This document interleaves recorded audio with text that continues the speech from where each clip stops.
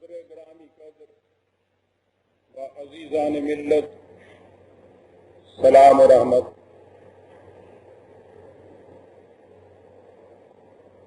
کاروان انسانیت کی داستان بھی عجیب و غریب ہے. اس میں لاکھوں انسان روزانہ کہیں گم ہو جاتے ہیں اور لاکھوں نئے افراد کا اضافہ ہو جاتا ہے. افراد کی آمد و رفت کا یہ سلسلہ پہلے دن سے جاری ہے اور آخری دن تک جاری رہے گا. ان آنے جانے والوں کی گمنامی کا یہ عالم ہے کہ ان کی داستان حیات تو ایک طرف، زمانے کی ریگ رواں پر ان کے نقوش قدم تک بھی کہیں دکھائی نہیں دیتے، لیکن کسی گمنام ہجوم اور بے نام و نشان انبوہ میں کبھی کبھار ایسے افراد بھی آ جاتے ہیں جو زندہ و پائندہ روشنی کے میناروں کی طرح چمکتے اور کاروان انسانیت کے لیے نشانات راہ اور سراغ منزل بنتے ہیں.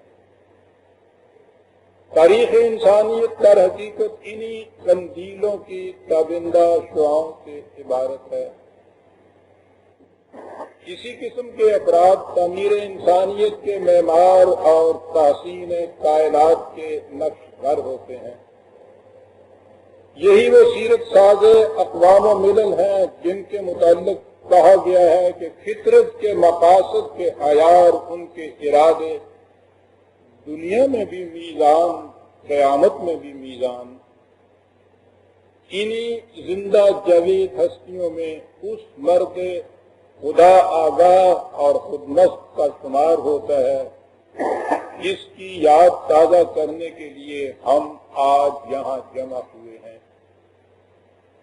وہ یگانہ روزگار کہ جس نے خود اپنے متعلق یہ کہا تھا کہ عمر ہا در کعبہ و بت خانہ می نالت حیات.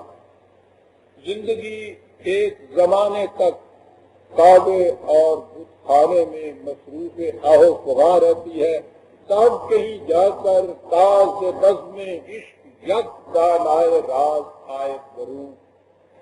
صدف زمانہ ہزاروں سال تغیرات حوادث کی موجوں کے تھپیڑے کھاتی ہے، تب جا کر کہیں اس قسم کے گوہر یک دانہ کی نمود ہوتی ہے.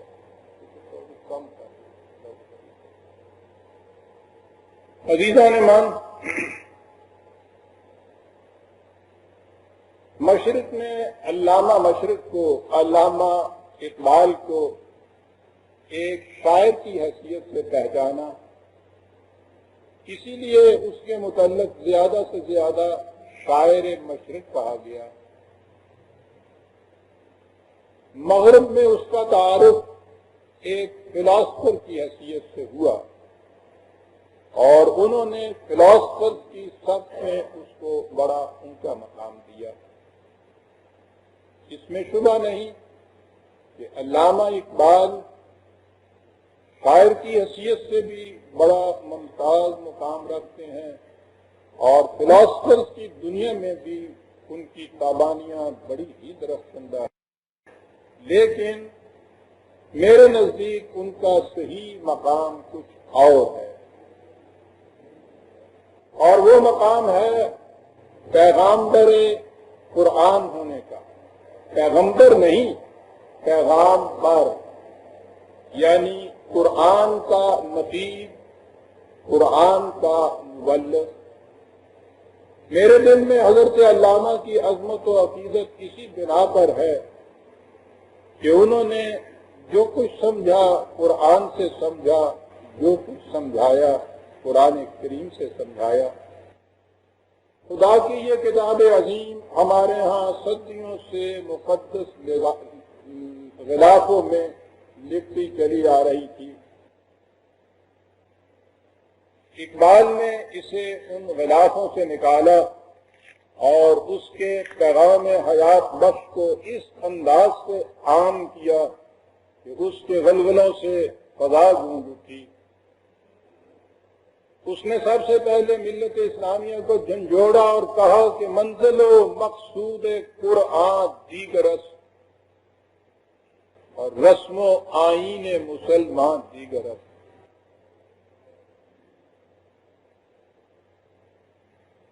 اس نے کہا کہ کس قدر مقام تاسف ہے جب ہم تاریخ کی اس المناک حقیقت پر غور کرتے ہیں کہ بندہ مومن ز قرآن در نہ خورد در ایاغ او نہ میں دیدم نہ درد۔ مومن کی کیفیت آج یہ ہے کہ نام تو رکھاتا ہے یہ مسلمان، لیکن قرآن سے اس نے کوئی بھی حصہ نہیں پایا۔ اس کے پیالے میں شراب تو ایک رہی، اس کا تجربہ بھی باقی نہیں رہا ہوا۔ خود طلسم کیسر و کسرا کے قصد کہا کس قدر تعجب انگیز ہے یہ حقیقت، اس قوم نے آ کر کیسر اور کسرا کی ملوکیت کے تختوں کو الٹ کے رکھ دیا اور اس کے بعد خود سر تخت ملوکیت نشست اور اس کے بعد خود ہی ملوکیت قائم کر لی اور اس کے تختوں کے اوپر آپ بیٹھ گئی۔ اس نے اس انقلاب آفری ضابطۂ حیات کا تعارف ان الفاظ میں کرایا کہ 30 قرآن کیا ہے؟ خواجہ پیغام مرگ، ہر سرمایہ دار کے لیے موت کا پیغام، دستگیر بندہ بے ساز و برگ، بے کس و ناتواں انسانوں کا ہاتھ پکڑنے والا وہ قرآن جس کے متعلق اس نے کہا کہ موت کا پیغام ہر نوع غلامی کے لیے، نئے کوئی فغفور و خاکان، نئے فقیر رحمشی، اور کہتا ہے دولت کو ہر آسودگی سے پاک و صاف، منعموں کو مال و دولت کا بناتا ہے حمی، اور اس سے بڑھ کر اور کیا فکر و عمل کا انقلاب کہ بادشاہوں کی نہیں اللہ کی ہے یہ زمین۔ اتنا بڑا عظیم انقلاب لانے والی یہ کتاب اس نے کہا کہ آج غلافوں میں لکھتی پڑی ہے۔ اس نے کہا کہ قرآن نے آ کے ملوکیت اور سرمایہ داری کے نظام کو ہی نہیں الٹا، بلکہ وہ نظام کے جس کے بل بوتے پر ملوکیت اور نظام سرمایہ داری دونوں پنپتے ہیں اس کو بھی جڑ سے اکھیڑ دیا، اور وہ ہے مذہبی پیشوائیت کا نظام۔ اسی لیے اس نے کہا کہ نقش قرآن تا دری عالم نشست، نقش ہائے کاہنوں پاپا شکست۔ قرآن کا نقش جب اس دنیا میں ثبت ہوا ہے تو پھر یہ کاہن اور پاپا، یہ مذہبی پیشوائیت، یہ پریس، یہ سارے کے سارے صفائے ہستی سے مٹ گئے۔ اور اس نے کہا کہ آج بھی قرآن کا پیغام یہ ہے کہ کیوں خالق و مخلوق میں حائل رہیں کر دے، خدا اور بندے کے درمیان یہ حاجی دربان بن کے بیٹھے ہوئے ہیں، پیران کلیسا کو کلیسا سے اٹھا دو۔ اور اس نے کہا کہ ان خود ساختہ خداوندوں کی حالت یہ ہے کہ حق را بسجود صنما را بطواف، خدا کے ہاں پہنچتے ہیں تو وہاں بھی فریب دے کے سجدہ کرتے ہیں، اور اس کے بعد اٹھتے ہیں تو بتوں کے غیر اور مندروں میں جا کے ان کا بھی طواف کرتے ہیں۔ جن کی یہ کیفیت ہے اس لیے بہتر ہے چراغ حرم و غیر پوجا، تاکہ خدا کے قندیل کی روشنی سے یہ دنیا منور ہو۔ اقبال نے قرآن کریم کا اس طرح تعارف کرایا، اور اگر آپ اس نگاہ سے ان کے کلام کو دیکھیں گے تو آپ کو نظر آئے گا کہ ان کی زندگی کا مشن ہی یہی تھا کہ اس گم گشتہ شمع قرآنی کو پھر سے وجہ تابانی محفل انسانیت بنا دیا جائے۔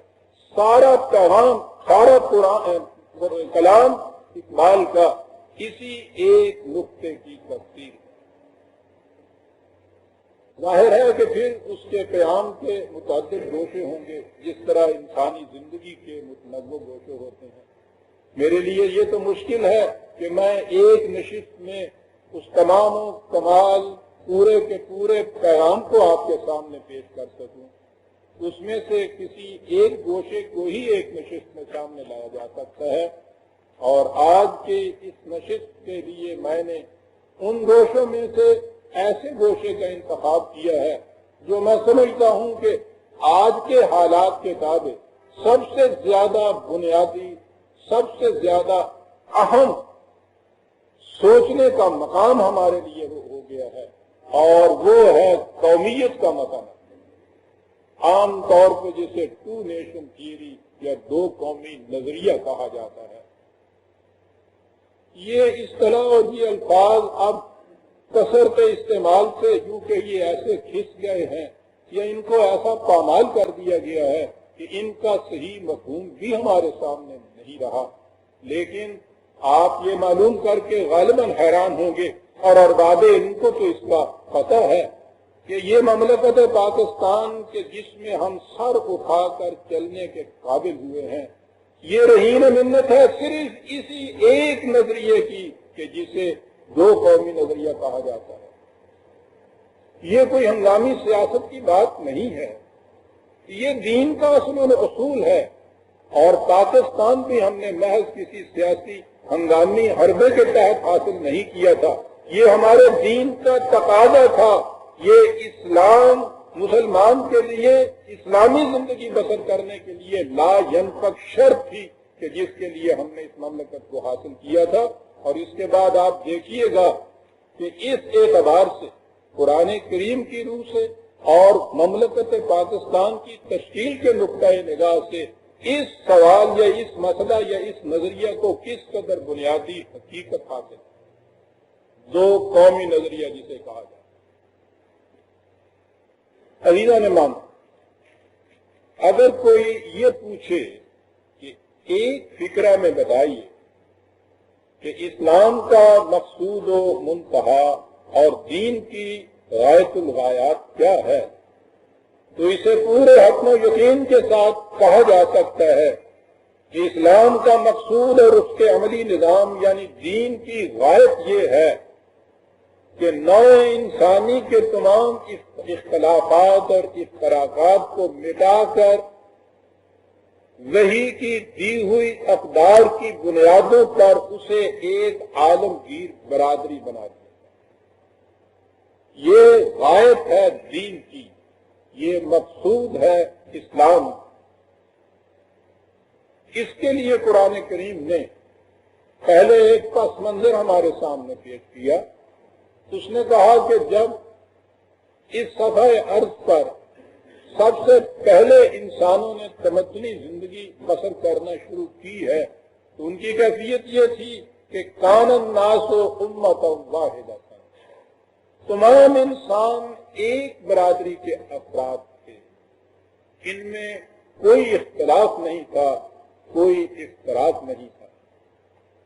کیفیت یہ تھی کہ رزق کا سامان اس دسترخوان پر عام بچھا ہوا تھا، اس میں میری اور تیری کی کوئی تمیز نہیں تھی، جس کو جہاں سے بھوک لگے پیٹ بھر کر وہ کھا سکتا تھا۔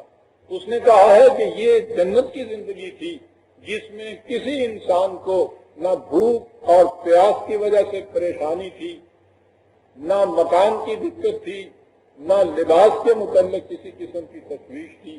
یہ سب چیزیں بغیر دیگر پاش مشقتوں کے خود بخود حاصل ہوتی چلی جاتی تھی، اور یہ اس لیے تھا کہ اس دور میں امت واحدہ تھی انسانیت، ان میں کسی قسم کا اختلاف نہیں تھا، اور اختلاف تو میری اور تیری کی تمیز سے پیدا ہوتا ہے۔ جب یہ تمیز ہی نہیں تھی اس زمانے میں تو باہمی اختلاف کیوں ہونے لگا؟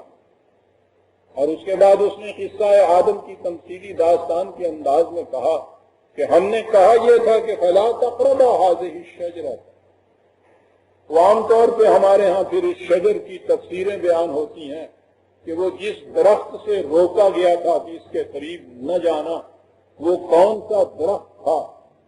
اور عام طور پہ پھر کہا جاتا ہے کہ وہ گیہوں کا درخت تھا. لکھنے والوں کو یہی پتا نہیں تھا کہ گیہوں کا درخت نہیں ہوا کرتا.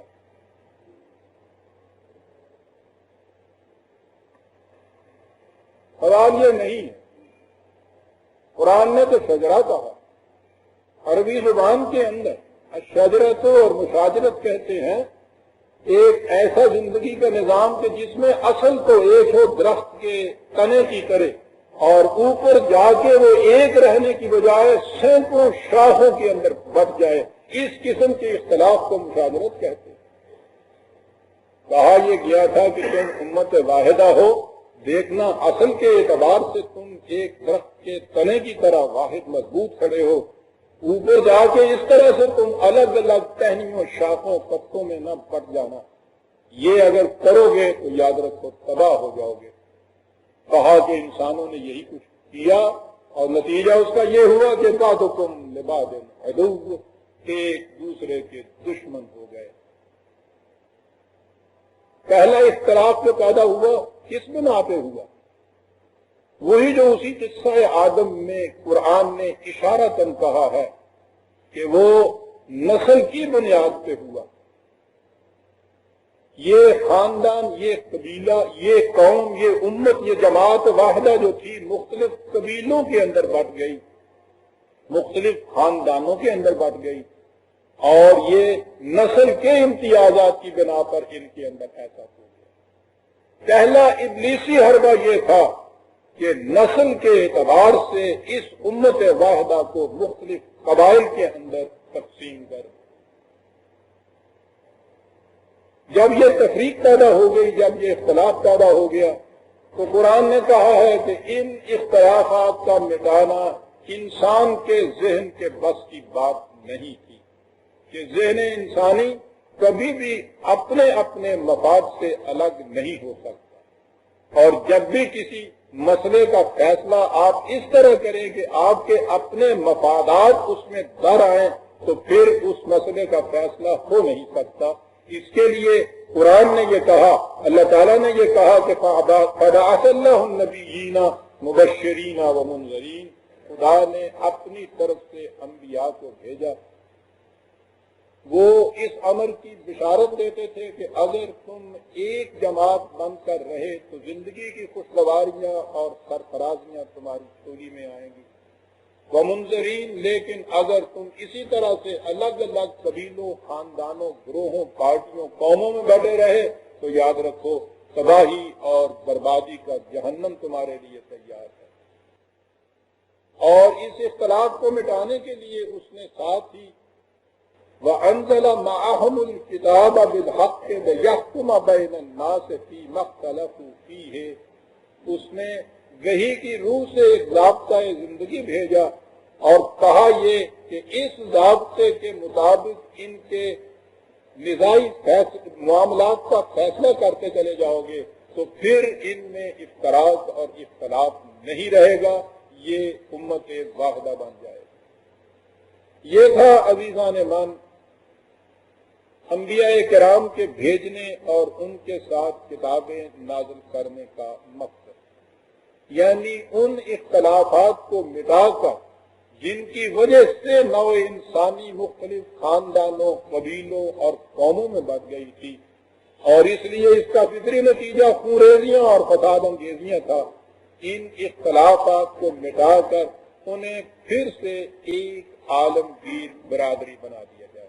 یاد رکھیے وحی کا اولی بنیادی پیغام ہی یہ تھا کہ تم ان اختلافات کو مٹا کے ایک برادری بننا چاہتے ہو یا ان اختلافات کو قائم رکھ کے الگ الگ قبیلوں، خاندانوں اور قوموں میں بٹے رہنا چاہتے ہو. یہی بنیادی تعلیم تھی، یہی بنیادی پیغام تھا وحی کا. چنانچہ اس پیغام کے مطابق انسانیت دو گروہوں میں بٹ گئی. ایک وہ لوگ تھے کہ جنہوں نے اس حقیقت کو تسلیم کر لیا کہ ہاں انسان امت واحدہ ہیں، ہم نسل، زبان، وطن وغیرہ کی تفریق کی بنیاد کے اوپر الگ قوموں میں، گروہوں میں، قبیلوں میں نہیں بٹنا چاہتے.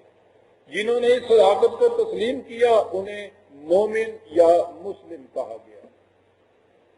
جنہوں نے اس کو نہیں تسلیم کیا اور انہوں نے کہا کہ نہیں، ہم اپنی نسلی گروہ بندیوں کو، ہم اپنی جماعتی اور پارٹی مفاد پرستیوں کو نہیں چھوڑنا چاہتے، ہم اسی طرح سے الگ الگ زندگی بسر کریں گے، انہیں کہا گیا کہ یہ اس صداقت کے نہ ماننے والے ہیں۔ عربی زبان میں نہ ماننے والے کو کافر کہا جاتا ہے۔ تو قرآن نے یہ کہا ہے کہ ہم نے انسانوں کو پیدا کیا فَمِنْكُمْ مُؤْمِنٌ وَمِنْكُمْ كَافِرٌ، یہ اس طرح دو گروہوں کے اندر بٹ گئے، ایک وہ جو ایک جماعت ایک امت کی حیثیت سے جینا چاہتے تھے، دوسرے وہ جو مختلف گروہوں اور پارٹیوں کی زندگی بسر کرنا چاہتے تھے۔ قرآن کہتا ہے کہ انسانوں کے اندر یہ تفریق ہی بنیادی ایک ہے، بنیاد ہی اس کی ایک ہے تفریق کی، اور اسی کا نام دو قومی نظریہ ہے۔ انسانوں کا دو قوموں کے اندر بٹ جانا، اور قوم کی بنیاد یہ اور معیار یہ کہ جو لوگ ایک امت بن کے رہنا چاہیں وہی کی دی ہوئی اقدار کے مطابق وہ ایک قوم، اور جو اس سے انکار کر کے اپنے اپنے تصورات کے مطابق الگ الگ گروہوں، پارٹیوں اور قوموں کی زندگی بسر کرنا چاہیں وہ دوسری قوم، کسے کہا جاتا ہے؟ دو قومی نظریہ۔ آپ نے دیکھا کہ یہ دو قومی نظریہ نہ تو تحریک پاکستان کی پیدا کرنا اور نہ جیسا کہ آج کچھ منچرے کہتے ہیں کہ قائد اعظم نے اسے ایک سیاسی حربے کے طور پہ استعمال کیا تھا، معاذ اللہ۔ انہیں یہ بھی پتہ نہیں کہ اس نسل جلیل کا کردار اور کیریکٹر کیا، یہ دوسری بات۔ آپ نے دیکھا کہ یہ چیز تحریک پاکستان کی پیدا کردہ نہیں ہے، یہ ازلی اور ابدی حقیقت ہے۔ یہ تو جس دن خدا نے پہلی وحی انسانوں کی طرف بھیجی تھی، اس پہلی وحی کی بنیاد دو قومی نظریہ تھی۔ چنانچہ قرآن کریم انبیاء کی تاریخ ہی اس نظریے سے پیش کرتا ہے۔ قرآن میں سب سے پہلے نبی جن کی داستان حیات قرآن نے اپنے صفحات میں محفوظ کی وہ حضرت نوح علیہ السلام، اپنی قوم میں وہ پیدا ہوئے۔ اب یہاں قوم سے مراد ہوتی ہے وہ لوگ جن کے اندر ایک نبی آتا ہے، انہوں نے آ کے یہ پیغام دیا، اور اس پیغام کے ماننے والے اس حضرت نوح کی امت ہو گئے، اور نہ ماننے والے ان کے دشمن ہو گئے، ان کے مخالف ہو گئے، وہ دو قومیں وجود میں آ گئی۔ ان دو قوموں کے اندر باہمی تعلقات کی کیا کیفیت تھی، یا یوں کہیے کہ اپنوں اور بیگانوں کا معیار کیا تھا، قرآن کریم نے پہلے نبی کا تذکرہ کرنے کے ساتھ پہلی دفعہ نہایت بنیادی طور پہ یہ بات سمجھا دی کہ وطن، نسل، زبان، رنگ، اس کا اشتراک تو ایک طرف رہا، اگر باپ اور بیٹا بھی اس نظریے کے ماتحت دو الگ الگ گروہوں میں بٹے ہوئے ہیں تو باپ اور بیٹے کا تعلق بھی باقی نہیں رہ سکتا۔ حضرت نوح علیہ السلام نے اپنے اس تصور کے مطابق تو بیٹا تو بہرحال اپنوں میں سے ہوتا ہے، خدا سے یہ کہا تھا، خدا نے وعدہ کیا تھا کہ ہم تمہارے اہل کو بچا لیں گے، اور جب وہ طوفان آیا ہے، یہ کشتی میں سوار ہوئے، باقی ڈوبنے لگے، بیٹا ان میں سے تھا کہ جو دوسری گروہ کے ساتھ ملا ہوا تھا وہ بھی ان کے ساتھ ڈوبنے لگا، تو حضرت نوح علیہ السلام نے کہا کہ یا اللہ، آپ نے تو مجھ سے وعدہ کیا تھا کہ میں تمہارے اہل کو بچا لوں گا، یہ تو میرے اہل میں سے ہے میرا بیٹا، اسے کیوں نہیں بتایا جاتا؟ جواب ملا کہ نوح، یہ تیری غلط نگہی ہے، انہو لیسا من اہلک، یہ چونکہ دوسرے نظریہ حیات کا قائل ہے اس لیے یہ تیرے اہل میں سے رہا ہی نہیں ہوتا۔ باپ اور بیٹے کا تعلق منقطع ہو جاتا ہے ایمان اور کفر کے اختلاف کی بنیاد کے اوپر، لیسن نہ وہ تیرے اہل میں سے نہیں ہے۔ اگلے پیغمبر دوسرے آتے ہیں، حضرت لوط علیہ السلام، بیوی ان کی انکار کرنے والوں سے، خاوند اقرار کرنے والوں سے، جب تباہی کا وقت آیا ہے تو حضرت لوط علیہ السلام سے کہا گیا کہ لوط یہ بیوی بھی تیرے اہل میں سے نہیں ہے، یہ دوسرے گروہ میں سے، خاوند اور بیوی کا تعلق منقطع۔ حضرت ابراہیم علیہ السلام آتے ہیں، باپ اس نظریے کا حامی، بیٹا اس نظریے کا قائل، اور سب سے پہلے بیٹے نے باپ سے یہ بات کہی کہ ابا جان اگر آپ خدا کی ان اقدار کے اوپر ایمان نہیں لاتے تو میرا تمہارے ساتھ کوئی واسطہ نہیں ہے۔ ابراہیم نے باپ کو چھوڑا، قوم کو چھوڑا، وطن کو چھوڑا، دوسرے علاقے میں جا کے اپنے ہم آہنگ افراد کی بنیاد کے اوپر ایک نئی امت کی تشکیل کی۔ اور یہ وجہ ہے کہ حضرت ابراہیم علیہ السلام کو قرآن نے ایک مؤسس خاندان کی حیثیت سے، بزرگ خاندان کی حیثیت سے پیش کیا ہے کہ انہوں نے ان تمام رشتوں کو توڑ کے خالص ایمان کی بنیادوں پر ایک امت کی تشکیل کی تھی، اور اس امت کے لیے ایک مرکز محسوس کعبے کی شکل میں تعمیر کیا تھا۔ حضرت ابراہیم علیہ السلام کا یہ قول قرآن نے اپنے ضبطین میں محفوظ رکھا ہے۔ عجیب و غریب قول ہے، اور میں کہتا ہوں کہ دو قومی نظریے کے متعلق یہ قول فیصل ہے، یہ منشور ہے بنیادی 4 لفظوں کا قول کہ فمن تبعنی فإنہ منی، جو ہمارے ساتھ چلتا ہے وہ ہمارا، ہمیں بھلا ان سے واسطہ کیا جو تجھ سے ناآشنا رہے۔ اور یہ سلسلہ اسی طرح سے جاری رہا، کہاں کہ حضور نبی اکرم صلی اللہ علیہ وسلم جن پر نبوت کا خاتمہ ہوا، جن پر ان تمام نظاموں کی جو پہلے نبی کے دن سے آخر تک چلے آ رہے تھے اس کی تکمیل ہو گئی، آپ نے ایک ایسی امت کی تشکیل کی جس کے متعلق ساری دنیا نے دیکھ لیا کہ معیار قومیت کیا ہوا کرتا ہے۔ مکے میں پیدا ہوئے، عربوں کی ممتاز ترین قبیلہ قریش سے متعلق، قبیلہ قریش کے ممتاز ترین شعب یعنی خاندان یا گوت یا برادری جسے آپ کہتے ہیں بنو ہاشم سے متعلق۔ مکے کے اندر حضور کے اپنے عزیز رشتہ دار سارے موجود، والد تو نہیں تھے، حقیقی چچا وہاں موجود ہیں۔ یہ آواز دی آپ نے اور ان میں سے چھٹ کے الگ ہونے شروع ہو گئے۔ اس آواز سے لبیک کہنے والے امت مسلمہ، اس کا انکار کرنے والے وہی جنہیں قرآن نے کافر کہہ کے پکارا ہے، اور اس کی تمیز کی صورت یہ ہو گئی کہ حقیقی چچا عباس دوسری قوم کا فرد اور حبش کا دلال اپنی قوم کا فرد، اپنا داماد حقیقی ابو العاص وہ بدر کے میدان میں مقابل کی صف میں کھڑا ہوا تھا، فارس کا سلمان اپنوں میں اس کا شمار ہو رہا ہے۔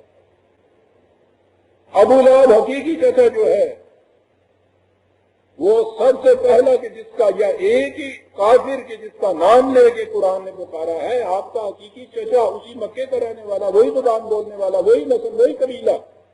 فرق کس چیز کا تھا؟ صرف ایمان کا فرق تھا۔ ابو لہب بیگانوں میں سے، روم کا مزدور صہیب اپنوں میں سے، اور بدر کے میدان میں ان دونوں گروہوں نے ایک دوسرے سے الگ ہو کر دنیا کو بتا دیا کہ قومیت کا معیار اور مدار قرآن کی روح سے کیا ہے، اور اسی لیے قرآن کریم نے یوم بدر کو یوم الفرقان کہا ہے، وہ دن کے جس میں نکھر کر ابھر کر یہ فرق دنیا کے سامنے آ گیا کہ قومیں کس طرح سے تشکیل پایا کرتی ہیں۔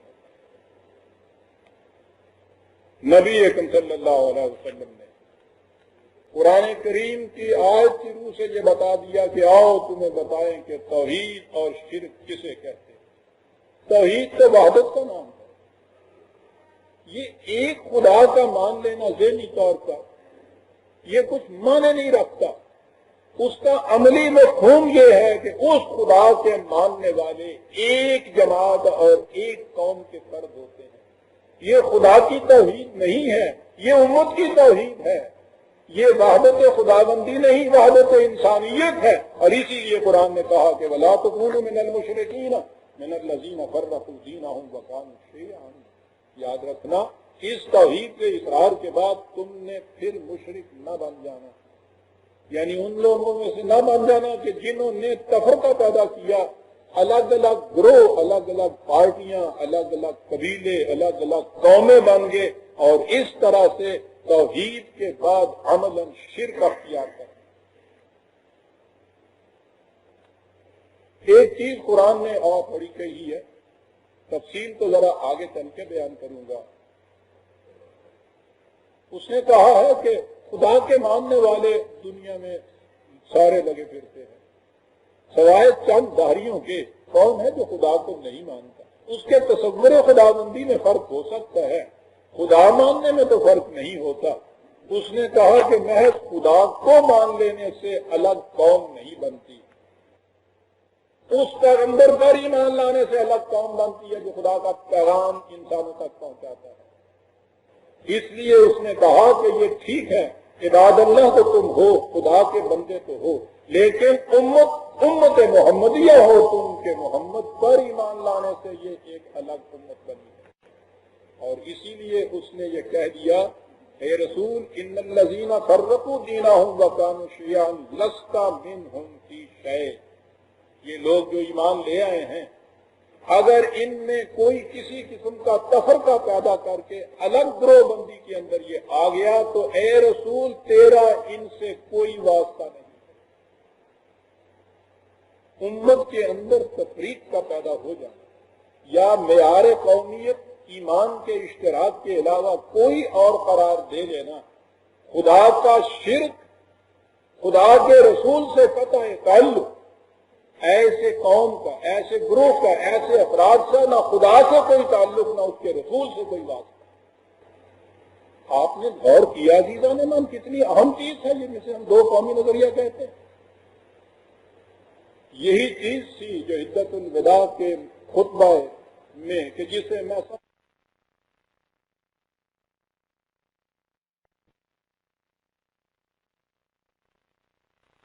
میرے پاؤں کے تلے روندے گئے، نہ کالے کو گورے پہ کوئی امتیاز ہے، نہ گورے کو کالے پہ کوئی افضلیت ہے، تم سب ایک اصل کی شاخیں ہو، ایک باپ کی اولاد ہو، تمہارا خدا ایک، تمہاری امت ایک، اور یاد رکھو کہ جو تم میں کسی قسم کا تفرقہ پیدا کرے گا اس کو میرے ساتھ کوئی تعلق نہیں۔ اس اعلان کے بعد حضور دنیا سے تشریف لے گئے۔ میں اس تفصیل میں نہیں جاؤں گا کہ اس کے بعد کیا ہوا، کہ یہ موضوع الگ ہے۔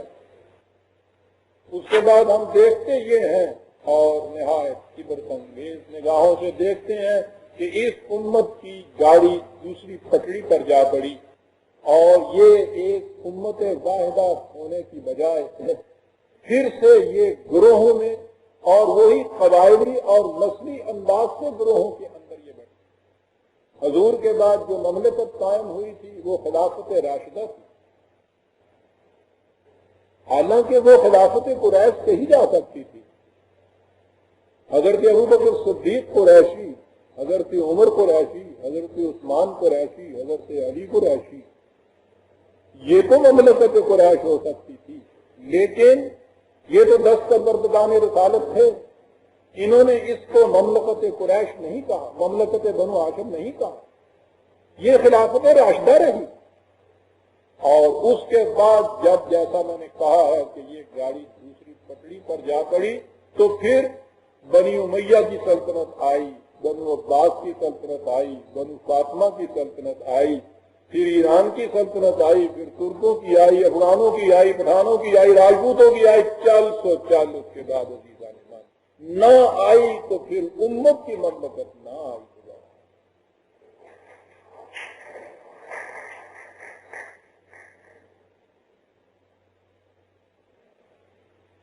اور ہندوستان میں آ کے تو ہمارے ساتھ ایک اور مذہب ہو گیا، یہ ہندوؤں کے جو ورم تھے نا، براہمن، کشتری، ویش اور شودر، ہم میں سے بیشتر وہ ہے کہ جو ہندوؤں سے ہی کنورٹ ہو کر مسلمان ہوئے ہیں، اور وہ جو کہتے ہیں نا کہ پھر رام جاتا ہی جائے رحیم آتا ہی آئے، وہ رحیم تو پتہ نہیں آیا یا نہیں آیا، لیکن یہ یقینی بات ہے کہ رام تو نہیں گیا ہمارے اندر۔ آپ سوچئے تو صحیح کہ یہ سید، پٹھان، آوان، آرائن، راجپوت، یہ کیا چیزیں ہیں؟ آپ حیران ہوں گے کہ یہ سب سے بڑا نام ہمارے ہاں جو سید کا ہے، یہ نسلی نسبت کے لیے، یعنی حضرت علی کی اولاد بطن فاطمہ سے رضی اللہ تعالیٰ عنہ، انہیں سید کہا جاتا ہے نا، یعنی جو حضرت علی کی اولاد حضرت فاطمہ کے بطن سے ہیں وہ بھی سید نہیں، وہ علوی کہلاتے ہیں۔ تو یہ جو سید کی نسبت ہے اس نسل کے اعتبار سے، نہ قرآن میں اس کا نام، نہ حدیث میں اس کا نام، نہ اس اعتبار سے حضرت علی کرم اللہ وجہہ کو کسی نے سید کہا، نہ امام حسن امام حسین کو کسی نے سید کہا، اس دور میں کہیں یہ لفظ ہی نہیں ملتا۔ آج بھی عربوں کے ہاں اس نسبت سے سید کا لفظ استعمال ہی نہیں ہو۔ وہ سید کے عام معنی جیسے مسٹر یا صاحب امتیاز یا سردار کے معنوں میں لیتے ہیں، آج بھی وہ تو غیر مسلموں کو بھی سید کہا کرتے جو ان کے ہاں چلا جاتا ہے۔ ہمارے ہاں یہ برہمنیت بھی ساتھ آئی ہے، یہ ذاتیں اور گوتیں اور یہ خاندان اور قبیلے اور یہ سارا کچھ یہ تو ہوا تھا، لیکن ایک بات اس پورے 1300 سال میں نہیں ہوئی، اور وہ یہ تھی کہ مسلمان اپنے اندر تو اس قدر اشتراک اور اختلاف رکھتے تھے، یہ کسی غیر قوم کے ساتھ مل کر ایک قوم نہیں بنے تھے۔ جس ملک میں مسلمان تھے آپ نے دیکھا ہوگا وہاں یہ الگ قوم کی حیثیت سے رہتے، یہ ایک چیز باقی چلی آ رہی تھی اسلام کی ان کے ہاں، یہ کسر پوری کر دی یورپ کی نظریہ نیشنلزم۔ نیشنلزم کا نظریہ یہ ہے کہ ایک مملکت کی حدود کے اندر بسنے والے، جغرافیکل باؤنڈریز جسے کہتے ہیں، کہ اس حدود کے اندر بسنے والے تمام انسان، وہ کوئی کسی مذہب کے انسان ہو، کوئی ان کی نسل ہو، کوئی بھی ان کی قوم، وہ تمام انسان جو ایک حدود مملکت کے اندر بستے ہیں وہ ایک قوم بن جاتے، یعنی مسلمان اور غیر مسلم ایک وطن کے اندر جو بستے ہیں وہ ایک قوم ہو جاتے ہیں۔ آپ نے دیکھا کہ وہ جو مسلمانوں نے اپنا امتیاز الگ رکھا تھا، اپنے اندر کتنے ان کے اختلافات، افتراقات، شعوب، قبائل، قومیں، گوتے، برادریاں بن گئی تھی، لیکن یہ کسی دوسری قوم کے ساتھ مل کر ایک قوم نہیں بنے تھے۔ یہ جو نظریہ چلا آ رہا تھا ان کے ہاں، اس کے اوپر سب سے پہلی زد جو تھی یورپ کے نیشنلزم کے نظریے نے ڈالی، اور یہ نظریہ اس غلغلے اور تنتنے سے بلند ہوا کہ ساری دنیا کی فضا اس سے متاثر ہوئی۔ 20ویں صدی کے آغاز میں خود ہندوستان کے اندر بھی یہ نظریہ پوری جلال اور شوکت کے ساتھ گھر آیا، ہر طرف سے اس کی مدح و ستائش میں قصیدے کہے جاتے تھے، یوں نظر آتا تھا جیسا انسان نے اس فردوس گمگشتہ کو پھر سے پا لیا کہ جو اس کے باپ نے کھویا تھا کسی طرح سے۔ نیشنلزم، قومیت کا غلبہ، کوئی کھڑا ہو کے سوچتا نہیں تھا کہ ہم کیا کہہ رہے ہیں، اور یہ ہے وہ دور کہ جس میں ہم اس بطل جلیل کی زندگی کا آغاز کرتے ہیں، جس کی یاد منانے کے لیے ہم یہاں آئے جمع ہوئے ہیں۔ علامہ اقبال اسی ہندوستان کے پیدا ہوئے، سیالکوٹ میں ان کی پیدائش ہوئی، وہیں ان کی تعلیم ہوئی، اس کے بعد وہ لاہور میں آ گئے، یہاں انہوں نے اعلیٰ تعلیم حاصل کی۔ یہ وہ زمانہ تھا کہ جیسا کہ میں نے ابھی کہا ہے، یورپ کی نیشنلزم کا بڑا ہی دور دورہ تھا۔ ظاہر ہے کہ اس فضا میں اس قسم کا ایک ہونہار طالب علم وہ غیر متاثر نہیں رہ سکتا تھا۔ اقبال بھی اس فضا سے متاثر ہوا، اور اس نے بھی یہاں اسی نیشنلزم یا جسے وطنیت کہتے ہیں، وطن کی بنیاد پر قوم بننا، اس نے بھی اس نیشنلزم کے گیت گانے شروع کیے۔ وہ یہاں سے اعلیٰ تعلیم حاصل کرنے کے لیے ولایت کیا۔ اب آپ سوچئے کہ جو طالب علم یہاں نیشنلزم کا پرستار ہے وہ اگر یورپ میں چلا جائے کہ جہاں سے نیشنلزم کی ابری ہے اس کو کس قدر متشدد نیشنلسٹ بن کے واپس لوٹنا ہوگا۔ لیکن یہ فطرت کے عجیب انقلابات ہیں جن کے متعلق کوئی کچھ نہیں کہہ سکتا۔ ہماری سعادت مندی کا ایک ستارہ ہے جو وہاں چمکتا ہے۔ اس قسم کا اقبال وہاں جاتا ہے اور جب واپس لوٹتا ہے تو وہ کوئی اور ہی اقبال ہوتا ہے۔ اقبال جہاں سے جاتا ہے تو یہ کہتے ہوئے کہ ہندی ہیں ہم، وطن ہے ہندوستان ہمارا، اور جب واپس آتا ہے تو یہ گاتا ہوا کہ تینوں عرب ہمارا، ہندوستان ہمارا، مسلم ہے ہم، وطن ہے سارا جہاں ہمارا۔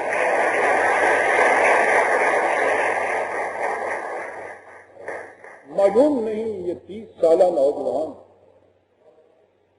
یہاں سے قومیت کے جراثیم دماغ میں لے کے یورپ میں جاتا ہے جہاں کی فضا ان کو اس طرح سے پروان چڑھاتی ہے، لیکن وہ آتا ہے تو یہ انقلاب لیے ہوئے کہ وہ یہاں سے جاتا ہے تو یہ گنگناتا ہوا کہ خاک وطن کا مجھ کو ہر ذرہ دیوتا ہے، اور واپس آتا ہے تو یہ الاپتا ہوا کہ ان تازہ خداؤں میں بڑا سخت وطن ہے، جو پیر ہم اس کا ہے وہ مذہب کا کفن ہے۔ وہ گیا تھا تو یہ سندیش دیتا ہوا کہ سارے جہاں سے اچھا ہندوستان ہمارا، ہم بلبلیں ہیں اس کی یہ گلستاں ہمارا، اور آیا تو یہ اعلان کرتا ہوا کہ بنایا سارے جہاں سے اس کو عرب کے معمار نے نرالا، بنا ہمارے حصار ملت کی اتحاد وطن نہیں ہے۔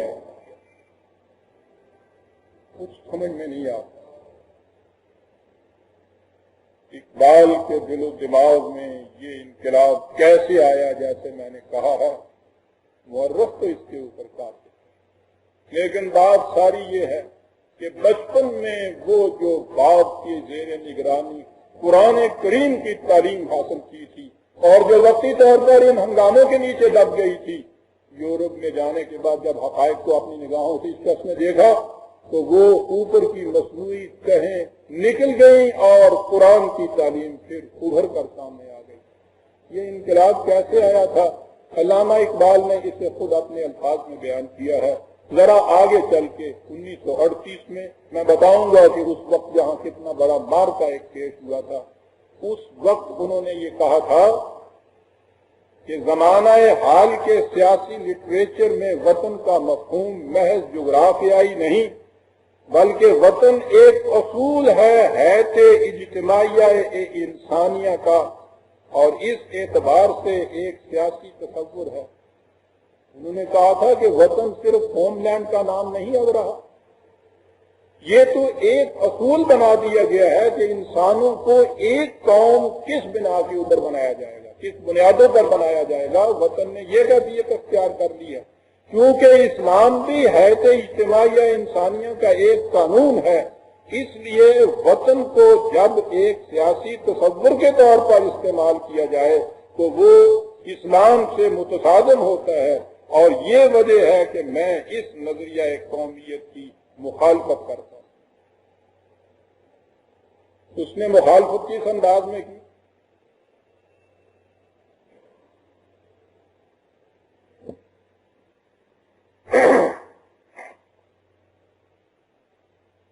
یہاں آتے ہی انہوں نے ایک نظم لکھی، وطن ایک سیاسی تصور کی حیثیت۔ بانگ جرا میں وہ نظم موجود ہے، انگلینڈ سے یورپ سے واپسی کے بعد وہ نظم لکھی گئی۔ میں سمجھتا ہوں اس موضوع پر وہ اتنی اہمیت رکھتی ہے کہ میں اس نظم کو آپ کے سامنے پیش کروں، وہاں سے بات ساری کھل کر سامنے آ جاتی ہے کہ اقبال کیا تصور لے کے آیا تھا اور وطن کے معنی کیا ہیں۔ اس نے لکھا ہے کہ اس دور میں میں اور ہے، جام اور ہے، جم اور ساقی نے بنا کی روش سے لطف و ستم اور یورپ، اور مسلم نے بھی تعمیر کیا اپنا حرم، اور تعجب تو اس چیز سے تھا کہ مسلم نے بھی تعمیر کیا اپنا حرم، اور تہذیب کے آذر نے ترشوائے صنم، اور ان تازہ خداؤں میں بڑا سب سے وطن ہے، لیکن سمجھ لو کہ جو پیرہن اس کا ہے وہ مذہب کا کفن۔ یہ بت کہ تراشیدہ تہذیب نوی ہے، اور سنیے غارت در کاشانہ دین نبوی ہے۔ مسلمان سے کہتے ہیں کہ بازو تیرا توحید کی قوت سے قوی ہے، اسلام تیرا دیش ہے، تو مستفوی ہے، اے نظارہ دیرینہ زمانے کو دکھا دے، اے مستفوی خاک میں اس بت کو ملا دے۔ یہ نیشنلزم کہتا ہو قید مقامی تو نتیجہ ہے تباہی۔ اگر انسان اور اس کی انسانیت کے جذبات کسی مقام کے اندر محدود ہو کر رہ جائے تو یاد رکھیے اس کا نتیجہ تباہی ہے۔ رہ بہر میں آزاد وطن صورت ماہی، کیا بات!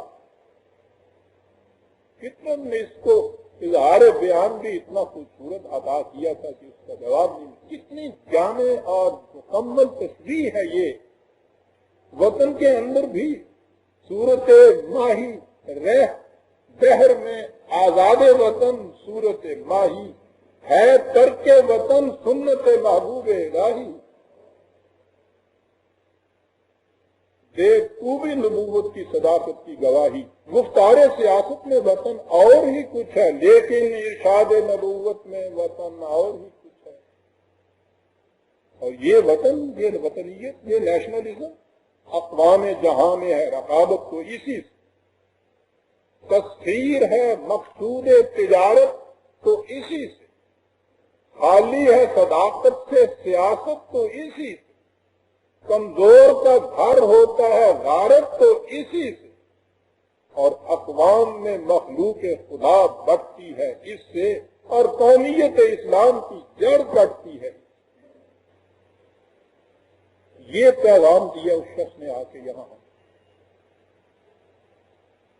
اس نے کہیں تو قوم کے نوجوانوں کو رمز اور ایما کے انداز میں یہ بات سمجھائی کہ با وطن وابستہ تقدیر دنیا کی اور قومیں اپنی تقدیروں کو وطن کے ساتھ وابستہ رکھتی ہیں، بر نسل بنیاد تعمیر وہ نسل کی بنیادوں کے اوپر بھی اپنی قومیت کی تعمیر کرتی ہیں، لیکن ملت مارا اساس دیگر، ہماری قوم، ہماری ملت، مسلمانوں کی اپنی امت جو ہے، اس کی بنیاد خون، رنگ، وطن کے اوپر نہیں، اساس اندر دل ماں مزمرز، اس کی بنیاد تو ہمارے دلوں کے اندر ہے۔ دلوں کی ہم آہنگی جو ہے اس سے ایک ملت کی تشکیل ہوتی ہے، اور اسے ملت اسلامیہ یا امت محمدیہ کہتے ہیں۔ اور اسی کو انہوں نے اردو کی نظم کے اندر بیان کیا، جسے ابھی مرزا صاحب نے آپ کے سامنے پیش کیا تھا، اور اسے دہراتا ہوں کہ اپنی ملت پر قیاس اقوام مغرب سے نہ کر۔ یہ اس طرح سے عملی تقلید مغرب کی کہ انہوں نے چونکہ وطن کی بنیادوں کے اوپر نیشنلزم کی ایک قومیت کی بنیاد رکھ دی ہے، اپنی ملت پر قیاس اقوام مغرب سے نہ کر۔ خاص ترکیب میں قوم رسول ہاشمی، ان کی جمعیت کا ہے ملک و نسب پر انحصار، اور قوت مذہب سے مستحکم ہے جمعیت تری۔ یاد رکھ دامن دین ہاتھ سے چھوٹا تو جمعیت کہیں کہاں، اور جمعیت ہوئی رخصت تو ملت بھی گئی۔ کہا یہ دین کی بنیادوں کے اوپر تمہاری ملت کا انتخاب۔ اس نے یہ پیغام تو ہندوستان میں دیا، لیکن جب اس نے کہا تھا کہ ایمان کے اشتراک پہ قوم بنتی ہے، تو ایمان کے اشتراک پہ تو صرف ہندوستان کے مسلمان ہی الگ نہیں تھے، ایمان کے اشتراک میں تو ہندوستان کا مسلمان، افریقہ کا مسلمان، حجاز کا مسلمان، چین کا مسلمان، دنیا میں کہیں بھی ہو، وطن کے اعتبار سے کسی جگہ بھی ہو، کسی قوم کا ہو، کسی نسل کا ہو، کوئی زبان بولتا ہو، جو ہی وہ ایمان کے تاگے کے اندر یہ پرویا گیا، اس تسبیح کا دانہ بن گیا۔ اس اعتبار سے ملت اسلامیہ یا امت محمدیہ کسی خاص وطن کے اندر بھی نہیں ہے، ساری دنیا کے مسلمان ایک امت ہیں، ایک ملت ہیں، ایک قوم ہے۔ اس لیے کہ قرآن نے جب یہ کہا تھا کہ انما المؤمنون اخوۃ، مومن سب بھائی بھائی ہیں، تو اس نے صرف عرب کے مومنوں کو نہیں کہا تھا، ہندوستان کے مومنوں کو نہیں کہا تھا۔ اور اسی لیے اقبال نے بھی اپنے پیغام میں ساری دنیا کے مسلمانوں کو مخاطب کیا۔ 1922 میں پہلی جنگ کے بعد تمام مسلم ممالک انتہائی انحطاط کے زمانے میں گزر رہے، بڑی بے بسی انتشار اور خلفشار انتشار رہا تھا۔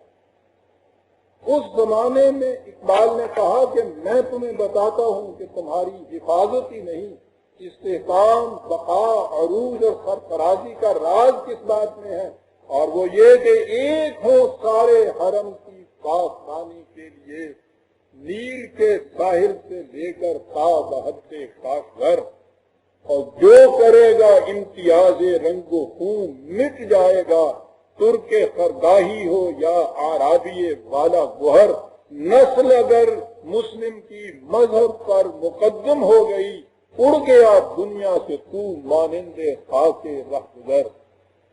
اور اس کے بعد اگلے ہی سال 1923 میں انہوں نے اپنی وہ مشہور نظم طلوع اسلام جب پڑھی ہے تو اس میں انہی اقوام کو مخاطب کر کے کہا تھا کہ ہوس نے ٹکڑے ٹکڑے کر دیا ہے نوع انسان کو، باقی انسانوں کو تو کر دیا، لیکن اے امت اسلامیہ، اے امت محمدیہ، ہوس نے ٹکڑے ٹکڑے کر دیا ہے نوع انسان کو۔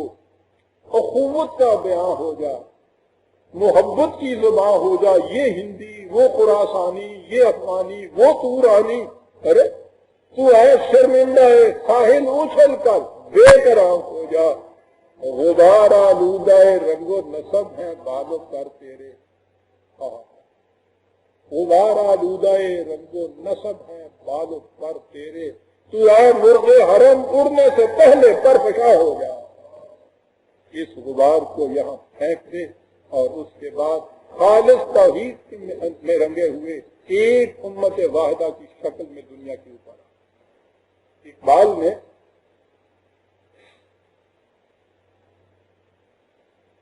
ہمیں یہ پیغام دیا۔ یہاں ایک بات سامنے آتی ہے اور اکثر یہ کہا جاتا ہے کہ صاحب دنیا میں اور ممالک میں بھی تو مسلمان بستے ہیں، اور ہندوستان میں تو ہم غلام تھے اور وہ مسلمان آزاد تھے۔ کہا یہ جاتا ہے کہ ہمارے ہاں تو یہ کیفیت ہے کہ اگر افریقہ کے کسی حبشی مسلمان کے پاؤں میں کانٹا چبھ جائے تو یہاں ہماری آنکھ کے آبگینے میں آنسو چھلک اٹھتے ہیں، لیکن ہم پہ اتنی مصیبتیں آتی ہیں، اتنی تکلیفیں آتی ہیں، ہم نے کبھی نہیں سنا کہ ان ممالک کے مسلمانوں نے بھی ہمارے حق میں کبھی کوئی آواز بلند کی۔ یہ کیا چیز ہے؟ اس کی وجہ ایک ہی تھی عزیزان من، کہ یہ ہماری سعادت مندی تھی، فطرت کی کرم بخشی تھی کہ ہندوستان کے اندر اقبال جیسا شخص پیدا ہو گیا۔ یہ صرف اقبال کے پیغام کا نتیجہ تھا جو غیر شعوری طور پر ہمارے دماغوں کے اندر آیا ہوا تھا کہ ہم نے ساری دنیا کے مسلمانوں کو امت واحدہ سمجھا ہوا تھا۔ یہ ہندوستان کے مسلمان کے سینے سے ہمیشہ ہر مسلمان کی تکلیف میں درد ابھرتا تھا۔ جو حضرات کچھ میری عمر کے ہیں یا اس سے کچھ کم ہی صحیح انہیں یاد ہوگا کہ جب 1919-21-22 میں جب ترکوں کے اوپر وہ مصیبت آئی ہے اور یونانیوں نے جب ان پہ حملہ کیا ہے اور ٹکڑے ٹکڑے کر دیا، اسے اس مرد بیمار کے سرہانے یورپ کے گرد آ کے بیٹھ گئے تھے کہ کس وقت اس کا دم نکلتا ہے تو ہم اس کا گوشت نوچ کے لے جاتے ہیں۔ اس زمانے میں جو قیامت برپا کی تھی یونانیوں نے، تو آپ کو یاد ہوگا کہ اسی پنجاب کی گلیوں میں اذان سحر کے ساتھ ہم نماز کمیٹیوں کی شکل میں اٹھتے تھے اور روتے تھے اور گاتے پھرتے تھے کہ غازی مصطفیٰ کا بادشاہ کمال وے تیریاں دور بلائیاں، روندے سمرنا دے بال وے بیوہ ہو گئیاں مائیاں. یاد ہے نا آپ کو یہ چیزیں؟ ہم کیوں روئے تھے اس چیز سے؟ اس لیے کہ اقبال تھا ہم نے، جس کی کیفیت یہ تھی کہ یہ تو پھر 1921-22 کی بات میں کر رہا ہوں. 1912 میں جب طرابلس کی جنگ ہوئی ہے، ٹریپولی کی جنگ، اس جنگ میں ایک خبر چھپی کہ ایک چھوٹی سی بچی فاطمہ بنت عبداللہ وہ میدان جنگ میں شہیدوں کو پانی پلاتی ہوئی خود بھی شہید ہو گئی. اقبال کا قلب برداشتناک، انہوں نے اسی زمانے میں وہ نظم لکھی فاطمہ بنت عبداللہ کی. اس نظم میں انہوں نے کہا کہ فاطمہ تو آبروئے امت مرحوم ہے.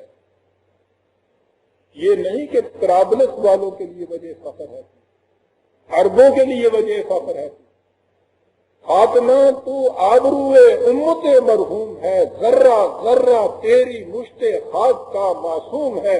یہ سعادت حور صحرائی تیری قسمت میں تھی، غازیان دین کی سقائی تیری قسمت میں تھی.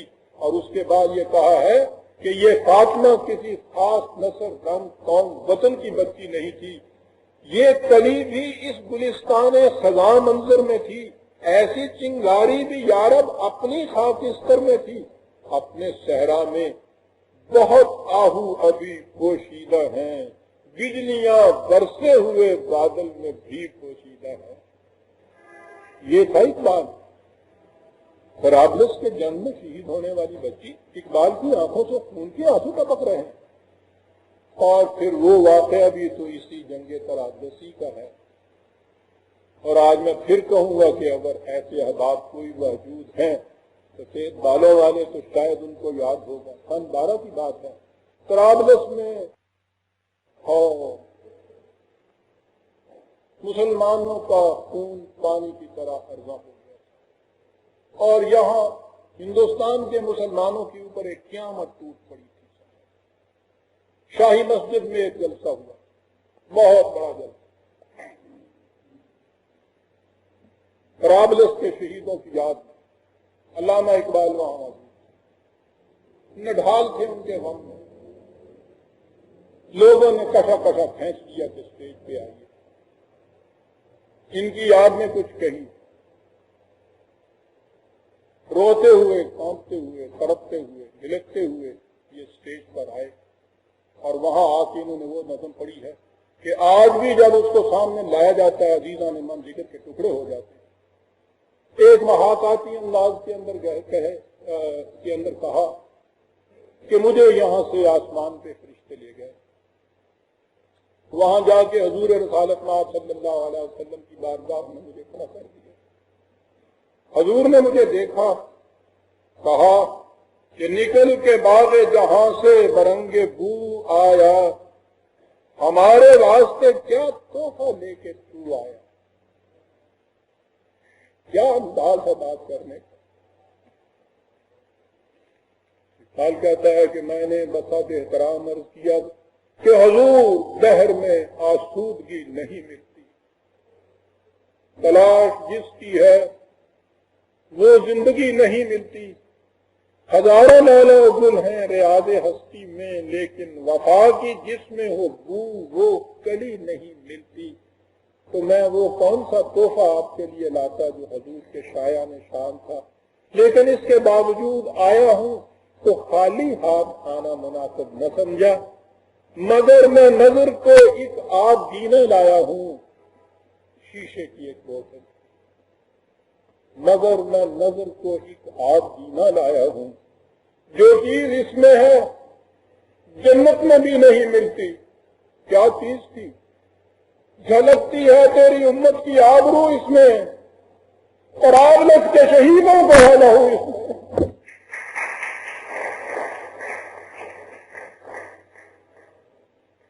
تڑپا دیا تھا اس نظم میں. جھلکتی ہے تیری امت کی آبرو اس میں، طرابلس کے شہیدوں کا ہے لہو اس میں. میں کہہ یہ رہا تھا کہ اقبال نے ہمیں یہ پیغام دیا تھا کہ ساری دنیا کے مسلمان امت واحدہ ہیں، اس لیے اگر ان پہ طرابلس کے میدانوں کے اندر بھی کسی قسم کی کچھ مصیبت آتی ہے تو ہندوستان کے مسلمانوں کے آنکھ سے کرنا چاہیے۔ آپ کو معلوم ہے کہ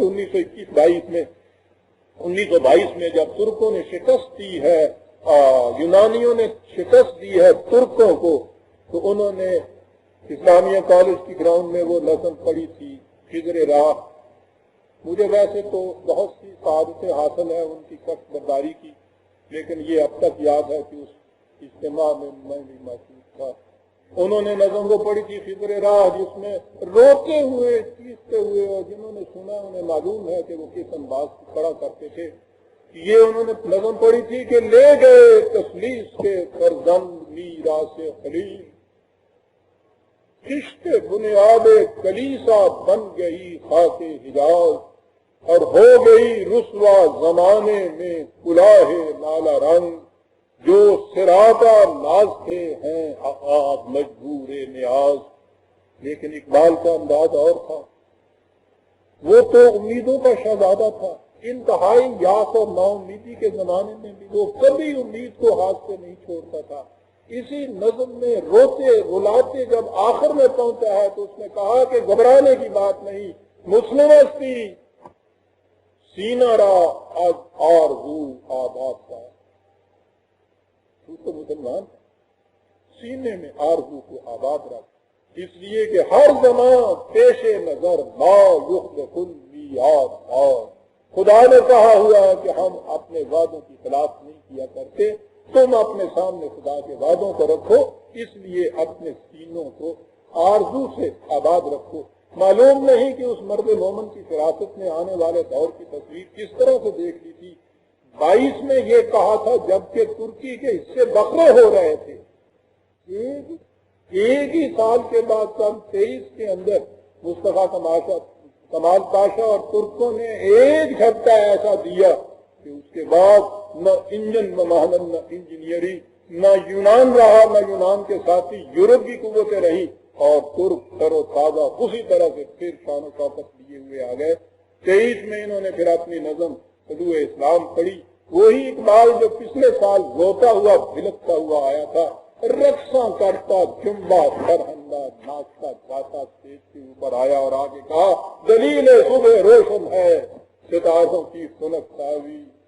کیا انداز تھا، دلیل صبح روشن ہے ستاروں کی خنک تابی، افق سے آفتاب ابھرا گیا دور گراں خوابی، عروق کے مرتع مشرق میں خون زندگی دوڑا، سمجھ سکتے نہیں اس راز کو سینہ و خوارابی۔ کہا کہ اگر عثمانیوں پر کوہ غم ٹوٹا تو کیا غم ہے، اگر عثمانیوں پر کوہ غم ٹوٹا تو کیا غم ہے کہ خون 100,000 انجم سے ہوتی ہے سحر پیدا۔ یہ تھا اقبال عزیزان من، ہم نے تو اسے شاعری ہی سمجھا۔ یورپ کے سیاسیین جانتے تھے کہ اقبال کے اس پیغام میں کتنا بڑا خطرہ پوشیدہ ہے۔ وہ جانتے تھے کہ اگر ساری دنیا کا بکھرے ہوئے مسلمان اس پیغام کی روح سے اگر ایک دفعہ بھی امت واحدہ بن گئے تو دنیا کی کوئی قوت ان کا مقابلہ نہیں کر سکے۔ یہ تھا وہ راز جس کے متعلق اقبال نے کہا کہ مجھے یورپین مصنفوں کی تحریروں سے ابتدائی سے یہ بات اچھی طرح معلوم ہو گئی تھی کہ یورپ کی ملوکانہ اغراض اس امر کی متقاضی ہیں کہ اسلام کی وحدت دینی کو پارا پارا کرنے کے لیے اس سے بہتر اور کوئی حربہ نہیں کہ اسلامی ممالک میں افرنگی نظریہ وطنیت کی اشاعت کی جائے۔ چنانچہ ان لوگوں کی یہ تدبیر جنگ عظیم میں کامیاب ہو گئی۔ یہ تھا یورپ میں جو اس نظریہ وطنیت کو مسلمانوں کے ملکوں میں عام کیا تھا، اس سے مقصد یہ تھا کہ یہ کبھی پھر دوبارہ ایمان کے اشتراک کی بنیاد پر ایک قوم نہ بن جائیں، ایک امت نہ بن جائیں۔ ان کو پہلے نسلوں کے چکر میں رکھا، پھر وطنیت کے چکر کے اندر لائے اور ٹکڑے ٹکڑے کر کے رکھ دیے۔ ہندوستان میں اس سے پہلے اس آواز کی مخالفت نہیں ہوئی کہ یہاں کی سیاست کا رنگ کچھ اور تھا، لیکن 1930 کے بعد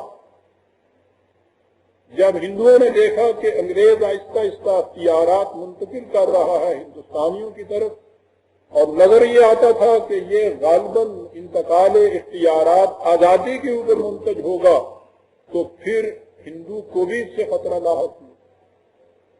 ہندو نے یہ کہا کہ یہاں کا نظام یہ ہوگا کہ سارے ہندوستان میں ایک قوم بستی ہے وطن کی بنیادوں پر، نظام یہاں جمہوریت کا ہوگا۔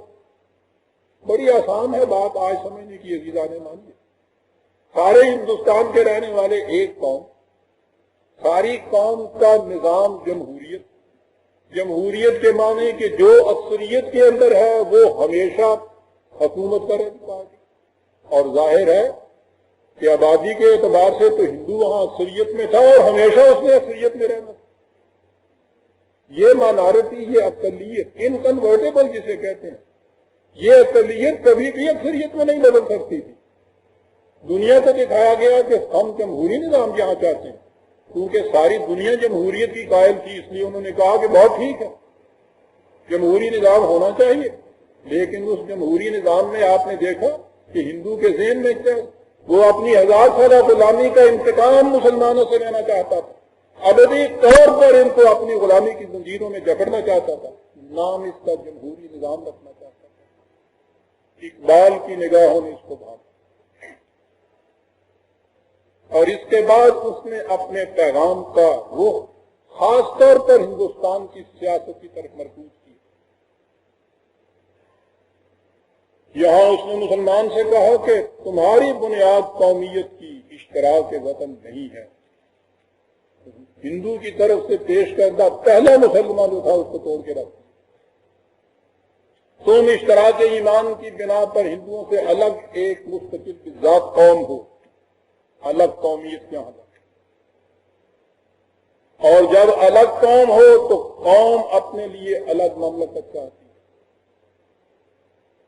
اس لیے یہاں 2 مملکتیں وجود میں آئیں، اور یہ وہ چیز تھی جو 1930 کے خطبے میں اقبال نے پیش کر دی، جو اس سے پیش کر کسی کے تصور میں بات یاد نہیں آئی تھی۔ ہندو نے اس کی مخالفت شروع کر دی، مخالفت کرنی۔ اب آپ دیکھتے ہیں کہ ہندو کی طرف سے اس کی مخالفت سیاست کی بنا پہ ہو رہی ہے، اقبال کی طرف سے اس کی موافقت جو ہو رہی ہے دین کے تقاضے کی بنیاد کے اوپر ہو رہی ہے، اگرچہ یہ الگ بات ہے کہ اس کے پیچھے پیچھے سیاست بھی چلی آ رہی ہے۔ ہمارے ہاں کی سیاست تو دین کے پیچھے آتی ہے، ہمارا دین سیاست کے پیچھے نہیں چلتا۔ ہندو نے مخالفت کی، اور یہاں آ کر پھر ایک عبرتناک منظر ہمارے سامنے آتا ہے کہ تاریخ ہمیں بتاتی ہے کہ جہاں بھی مخالفوں، دشمنوں نے مسلمانوں کے خلاف کچھ کرنا چاہا، انہیں خود مسلمانوں کے اندر سے اپنے لیے اعلی کار میں۔ آپ غور کیجئے کہ یہ چیز کہ متحدہ قومیت وطنیت کی بنا پہ جو ہندو چاہتا تھا، اس میں مسلمان کے لیے کس قدر ابدی تباہی تھی، اس سے بچنے کے لیے یہ آواز بلند ہو رہی تھی، لیکن ہندوستان کے مسلمان سربراہ وہ ہندو کے ساتھ ہم نوا ہو گئے وطنیت کی قومیت کی بنیادوں کے اوپر۔ ان میں اکثر تو مغرب زدہ مصروں کی کلاس تھی، اقبال نے اسے بھی برداشت کر لیا، کہا کہ یہ اسلام سے ناآشنا ہے اس لیے یہ چیزیں کہتے ہیں، افسوس ضرور ہے لیکن یہ چیز زہرا گداز نہیں۔ لیکن آگے بڑھے تو وہ کیا دیکھتے ہیں کہ ہندوستان کے علماء کرام نیشنلسٹ علماء کی شکل میں ایک جمعیت علماء ہند قائم کر کے، ایک جماعت، ایک انجمن بنا کر ہندو کے ساتھ ہم نوا ہو گئے متحدہ قومیت سے، اور مسلمانوں کے اس نظریے کی مخالفت کرنے لگے۔ یہ چیز ناقابل برداشت۔ 1938 کے اوائل کا ذکر ہے۔ اسی لاہور میں علامہ اقبال گویا بستر مرگ پر پڑے۔ کبھی کوئی وقت ہوگا تو اقبال کے ساتھ اپنی کچھ باتیں بھی سناؤں گا آپ کو۔ آج تو اس کا پیغام صرف پیش کروں گا۔ 38 کی بات اس لیے آ گئی کہ 19 جنوری 1938 میں پہلا یوم اقبال یہاں منایا گیا تھا، اور ہم ایک قافلے کی شکل میں دلی سے یہاں آئے تھے۔ ان افراد کارواں میں میری خوش بختی ہے کہ ہم دو ابھی تک زندہ ہیں، ایک یہ خاکسار اور ایک میرے عزیز برادر بزرگ شیخ سراج الحق صاحب جو بیٹھے ہیں، اللہ تعالیٰ ان کو عمر نور عطا کرے۔ دلی سے ہم لوگ ایک قافلے کی شکل میں یہاں آئے تھے، پہلا یوم اقبال منایا تھا، اور اس کے بعد پھر ہم علامہ کی خدمت میں حاضر ہوئے۔ حضرت علامہ سے میری آخری ملاقات یہی موضوع تھا۔ زمانہ وہ تھا کہ مولانا حسین احمد مدنی دارالعلوم دیوبند تمام دنیا میں سب سے بڑا، جامع ازہر کے بعد سب سے بڑا دینی مکتب، ایک اعتبار سے ازہر سے بھی بڑا تھا۔ اس مکتب دارالعلوم کے شیخ الحدیث مولانا حسین احمد مدنی، آپ سوچئے مقام ان کا کیا ہے۔ دلی میں انہوں نے پل بنگش ایک محلہ تھا، اس کے قریب امام رہا کرتا تھا۔ ایک جلسہ عام میں انہوں نے یہ کہا، یہ نیشنلسٹ علماء کے سر خیل، انہوں نے اس اعلانیہ جلسے میں کہا کہ قومیتیں اوطان سے بنا کرتی، قوم کی بنیاد وطن ہوتی۔ علامہ اقبال نے جب یہ سنا تو ہم نے دیکھی ان کی کیفیت جو تھی، پہلے ہی 1000 قسم کے عوارض میں مبتلا تھے، ان میں ذوق قلب بھی تھا اور دمے کا مرض بھی تھا۔ کیفیت ان کی یہ تھی کہ بستر پہ تڑپتے تھے، کرب سے، اضطراب سے، کوئی اور بات زبان پہ نہیں تھی۔ بار بار یہ کہتے تھے کہ آپ سوچئے کہ اگر دیوبند کے شیخ الحدیث یہ کہنے لگ جائیں کہ قومیت کا مدار وطن ہے، اسلام نہیں ہے، تو ہم اسلام کہاں سے ڈھونڈنے جائیں گے۔ روکتے تھے، چیختے تھے۔ علی بخش ان کا ملازم بتاتا ہے کہ راتوں کی آدھی رات کو اٹھ بیٹھتے تھے، سسکیاں لے لے کے روتے تھے، اور یہی بات وہ کہتے تھے۔ اور اسی اضطراب کے جوش میں وہ 3 شعر ان کی زبان پر آ گئے جو ابدی طور پر تاریخ کے اوراق میں لکھے گئے۔ عزیزان من، یہ ہماری پاکستان کی تاریخ میں کلائمیکس کا دور ہے جب انہوں نے یہ کہا۔ شعر ہے وہ 3 ہے فارسی زبان کے اندر، لیکن وہ اس قابل ہے کہ میں سمجھتا ہوں ایک ایک بچے کی زبان پہ ہونی چاہیے۔ انہوں نے انتہائی درد اور اضطراب میں کہا کہ عجم ہنوز نہ داند رموز دین، عجم ابھی تک دین کی اسرار و حقیقت سے واقف نہیں ہے۔ عجم ہنوز نہ داند رموز دین، ورنہ دیوبند حسین احمد ایچے بولے بھی سروت برسر ممبر کے ملت از وطن است۔ وہ قیامت ہے یہ دیوبند کا حسین احمد برسر ممبر مجمع عام میں یہ کہتا ہے کہ ملت از وطن است کے بے خبر سے مقام محمد عربی، محمد عربی کے مقام سے کتنا دیر ناشنا ہے وہ۔ اور اس کے بعد یہ کہا حسین احمد دا مصطفیٰ بے رساں خیش را کے دی ہموس، وطن کی طرف نسبتیں کرنے والے اپنی نسبت مصطفیٰ کی طرف کر صلی اللہ علیہ وسلم کہ دین وہی ہے، اگر باؤ نہ رسیدی تمام بول حدیث، اگر اپنی نسبت اس کی طرف نہیں کرتا تو پھر دین نہیں، بول حبی ہے۔ آپ کو معلوم ہے عزیزان من یہ بات کیا کہہ گئے ہیں؟ مصطفیٰ بے رساں عشرا کے دین ہماری، اگر بہو نہ رسیدی تمام بول حدیث، خالص یہ مسئلہ اس کے اندر آ گیا ہے۔ اسی مکے کے اندر بولا حضور کا چچا، وطن کے اعتبار سے دونوں کا وطن ایک، اگر وطن وجہ اشتراک بنتا ہے قومیت کی تو محمد اور ابو لہب کو ایک قوم کا فرد ہونا چاہیے تھا. سیدھی سی بات. اگر نسل کو وجہ اشتراک بننا چاہیے قومیت کا تو نسلی اعتبار سے نہیں، یہ تو حقیقی چچا بھتیجا تھا. زبان کو بننا چاہیے تھا تو دونوں کی زبان ایک تھی. لیکن اس قدر باہمی یگانگت اور اشتراکات کے باوجود محمد ایک اور قوم کے فرد تھے، ابو لہب اور قوم کا فرد تھا. کہا یہ کہ ملت اسلامیہ کے ساتھ رہنا ہے تو بمصطفیٰ بے رساں خویش را، اپنی نسبت مصطفیٰ کی طرف کر. اگر یہ نہیں کرے گا تو پھر دوسری قومیت بنتی تھی نا ابو لہبی اشتراک کی بنا پر. اگر وہ یہ نہیں تو کرے گا تو ہندوستان کے وطن کی بنا پہ قومیت بنائے گا تو یہ ابو لہبی ہوگی، مصطفی شان نہیں ہوگی. ان تین شیروں نے یہاں تہلکہ مچا دیا تھا عزیزان من. یہ الگ بات ہے کہ یہ سینے جس شدت جذبات سے یہ نکلے تھے اقبال کی جان لے گئے وہ تھے. وہ اسی مرض کے اندر انہوں نے جان دے دی تھی اپریل کے مہینے میں آگے. یہ آخری شعر تھے جو ان کی زبان سے لے گئے. مصطفیٰ بے رساں کی اقرا کہ دی ہم اگر بہو نہ رسیدی تمام بو لہب. ہونا یہ چاہیے تھا کہ اس کے بعد مولانا حسین احمد مدنی اور ان کے ساتھی اپنی غلطی کا احساس کر لیتے، اعتراف کر لیتے.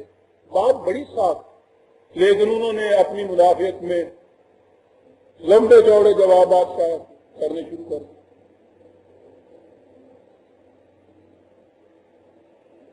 اس کے اندر انہوں نے حسب صرفناب کی بحثیں شروع کر دی، لغات اور قاموس کے حوالے دینے شروع کر دی. وہ یہی چیز تھی جس کی بنا پہ علامہ نے کہا تھا کہ قلندر جز دو حرف لا الہ کچھ بھی نہیں رکھتا. قلندر جز دو حرف لا الہ کچھ بھی نہیں رکھتا. فقیہ شہر قاروں ہے لغت آئے حجازی کا. اور پھر اس کے جواب میں جو آپ نے وہ بیان شائع کیا ہے کہ جسے مارکائے دین و وطن کہا گیا ہے، میں سمجھتا ہوں کہ فطرت بعض اوقات طریقے تو اس کے کچھ بڑے سخت اور درست سے ہوتے ہیں، لیکن بات کام کی لے آتی ہے. یہ دستاویز اقبال کے ہاتھوں سے آ نہیں سکتی تھی اگر یہ اس قدر کرائسس کا معاملہ نہ ہوا تھا. آج تو میرا خیال ہے کہ ہماری نژاد نو کو یہ علم بھی نہیں ہوگا کہ اس قسم کی کوئی دستاویز بھی ہمارے ہاں ہے. لیکن اگر ہمارے دن پھر گئے، اگر یہاں اس کا احساس بیدار ہو گیا کہ اقبال بھی کوئی شاید تھا اس کے اندر، تو یہ وہ چیزیں ہیں جو ہمارے نوجوانوں کے نصاب کے اندر داخل ہونی چاہیے. سب کن ان چیزوں کو پڑھانا چاہیے. دین کی اساس، اصول، حقیقت، بنیاد اقبال نے اس مختصر سے بیان کے اندر اس طرح سمو کے رکھ دی ہے جیسے آنکھ کے تل میں آسمان آ جاتا ہے. اس میں انہوں نے بتایا کہ اسلام میں وطنیت کی کیا حیثیت ہے، قومیت کا مدار کیا ہے، اور اس میں آخر میں یہ چیز کہی تھی کہ اگر بعض مسلمان اس فریب میں مبتلا ہیں کہ دین اور وطن بحیثیت ایک سیاسی تصور کے یکجا رہ سکتے ہیں، تو میں بر وقت مسلمانوں کو انتباہ کرتا ہوں کہ اس راہ کا آخری مرحلہ اول تو لادینی ہوگا. سیکولر انداز کی حکومت آ جائے گی، یاد رکھو. اور اگر لادینی نہیں تو اسلام تو محض ایک اخلاقی نظریہ سمجھ کر اس کے اجتماعی نظام سے لاپرواہی برتی جائے گی. یہ انہوں نے انتباہ اسی زمانے میں یہ دیا تھا. آپ دنیا میں کہیں دیکھ لیجئے جہاں بھی وطنیت کو قومیت کی بنیاد قرار دیا گیا ہے، حکومت وہاں ہر جگہ سیکولر ہے. آپ یہاں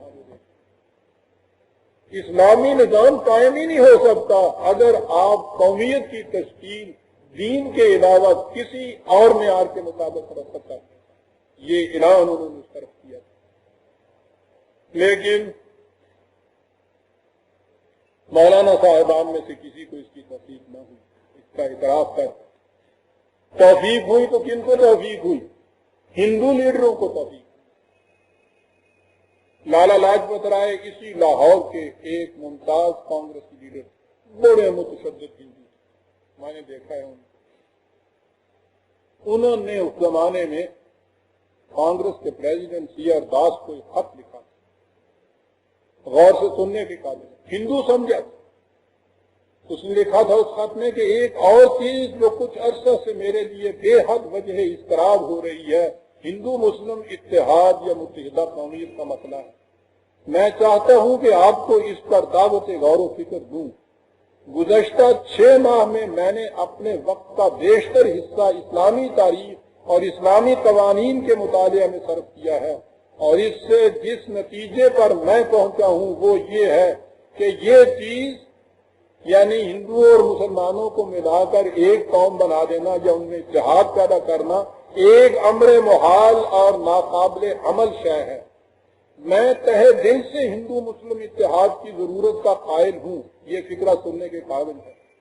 اس کے لیے میں مسلمان رہنماؤں پر اعتماد کرنے کو بھی تیار ہوں، لیکن قرآن اور حدیث کے احکام کو ہم کیا کریں گے؟ کیا مسلمان رہنما ان کے اوپر خط تنصیب پھینک دیں گے؟ اللہ لاجپت رائے تو یہ جانتا ہے کہ قرآن اور حدیث کے احکام کی روح سے مسلمان کسی دوسری قوم کا جز نہیں بن سکتے، نہیں جانتا تو حسین احمد مدنی دیوبند کا شیخ الحدیث نہیں جانتا۔ اس دور عزیزان من حق میں دے گئے۔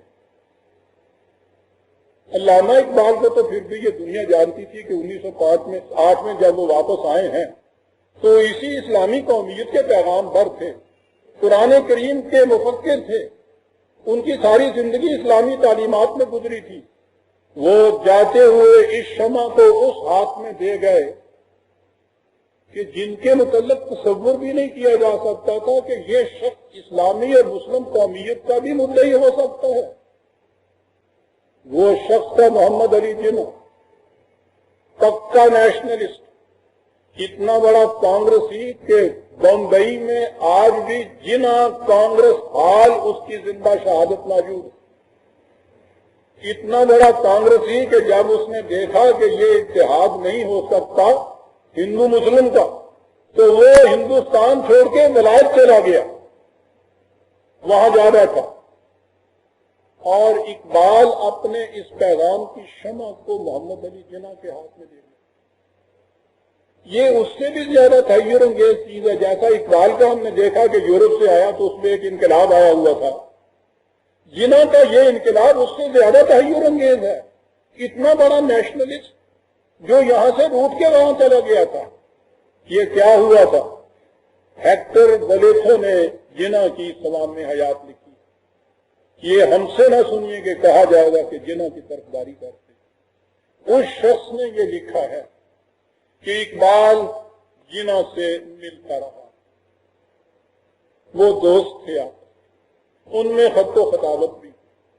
وہ کہتا ہے کہ اقبال مسلسل یہ کوشش کرتا رہا کہ جناح کو کنورٹ کر دے، اس میں وقت تو لگ گیا لیکن بلاخر اقبال کامیاب ہو گیا، اور اقبال جناح کو کنورٹ کر کے یورپ سے ہندوستان میں آیا۔ یہاں آنے کے بعد، یہ تو ہیکٹر ولیتھو نے لکھا ہے، یہاں آنے کے بعد سن 37 میں علامہ اقبال نے 21 جون سن 37 کو جناح کے نام ایک خط لکھا، اور اس میں انہوں نے لکھا کہ میں جانتا ہوں کہ آپ بہت مصروف انسان ہیں، لیکن مجھے امید ہے کہ میرا آپ کو بار بار لکھنا آپ پر گراں نہیں گزرتا ہوگا۔ میرے اس اصرار و تکرار کی وجہ یہ ہے کہ میری نگاہوں میں اس وقت ہندوستان بھر میں آپ ہی وہ واحد مسلمان ہیں جس کے ساتھ ملت اسلامیہ کو اپنی یہ امیدیں وابستہ کرنے کا حق ہے کہ آپ اس طوفان میں جو یہاں آنے والا ہے اس کی کشتی کو ثابت و سالم بامن و عافیت ساحل مراد تک لے جائیں گے۔ کیا نگاہ تھی اس مرد مومن، کس شخص کو بھانپا ہے اس نے، کس اعتماد کے ساتھ اس کو یہ شخص کہہ رہا ہے، اور اس کے بعد کس طرح ہر فن اس کی یہ دور اندیشی صحیح ثابت ہوئی۔ واقعی یہ وہ شخص تھا کہ جو اس کشتی کو ساحل مراد تک بآفیت لے آیا۔ اب جنا کی کشمکش شروع ہوتی ہے، لیکن چونکہ آج کی تقریب کا موضوع صرف اقبال اور نظریہ دو قومی ہے، اس لیے میں جنا نے کس طرح سے یہ چموکھی لڑائی لڑی تھی اس تفصیل میں نہیں جاتا۔ یہ چیزیں تو میں عمر بھر بیان کرتا چلا آ رہا ہوں، جتنی عمر باقی ہے اس میں بھی یہ بیان کرتا چلا جاؤں گا کہ یہ در حقیقت دین کی تفسیر ہے، قرآن ہی کی تشریح ہے جو کچھ یہاں ہوا تھا۔ جنا نے یہ چموکھی لڑائی لڑی، اور اس کے بعد 14-15 اگست کی درمیانی شب کو اس مملکت پاکستان کے وجود کا اعلان ہوا۔ بعض اوقات بعض چیزیں فطرت کی طرف سے بڑی ہی حسین اور حسن اتفاق کی ہوتی ہیں۔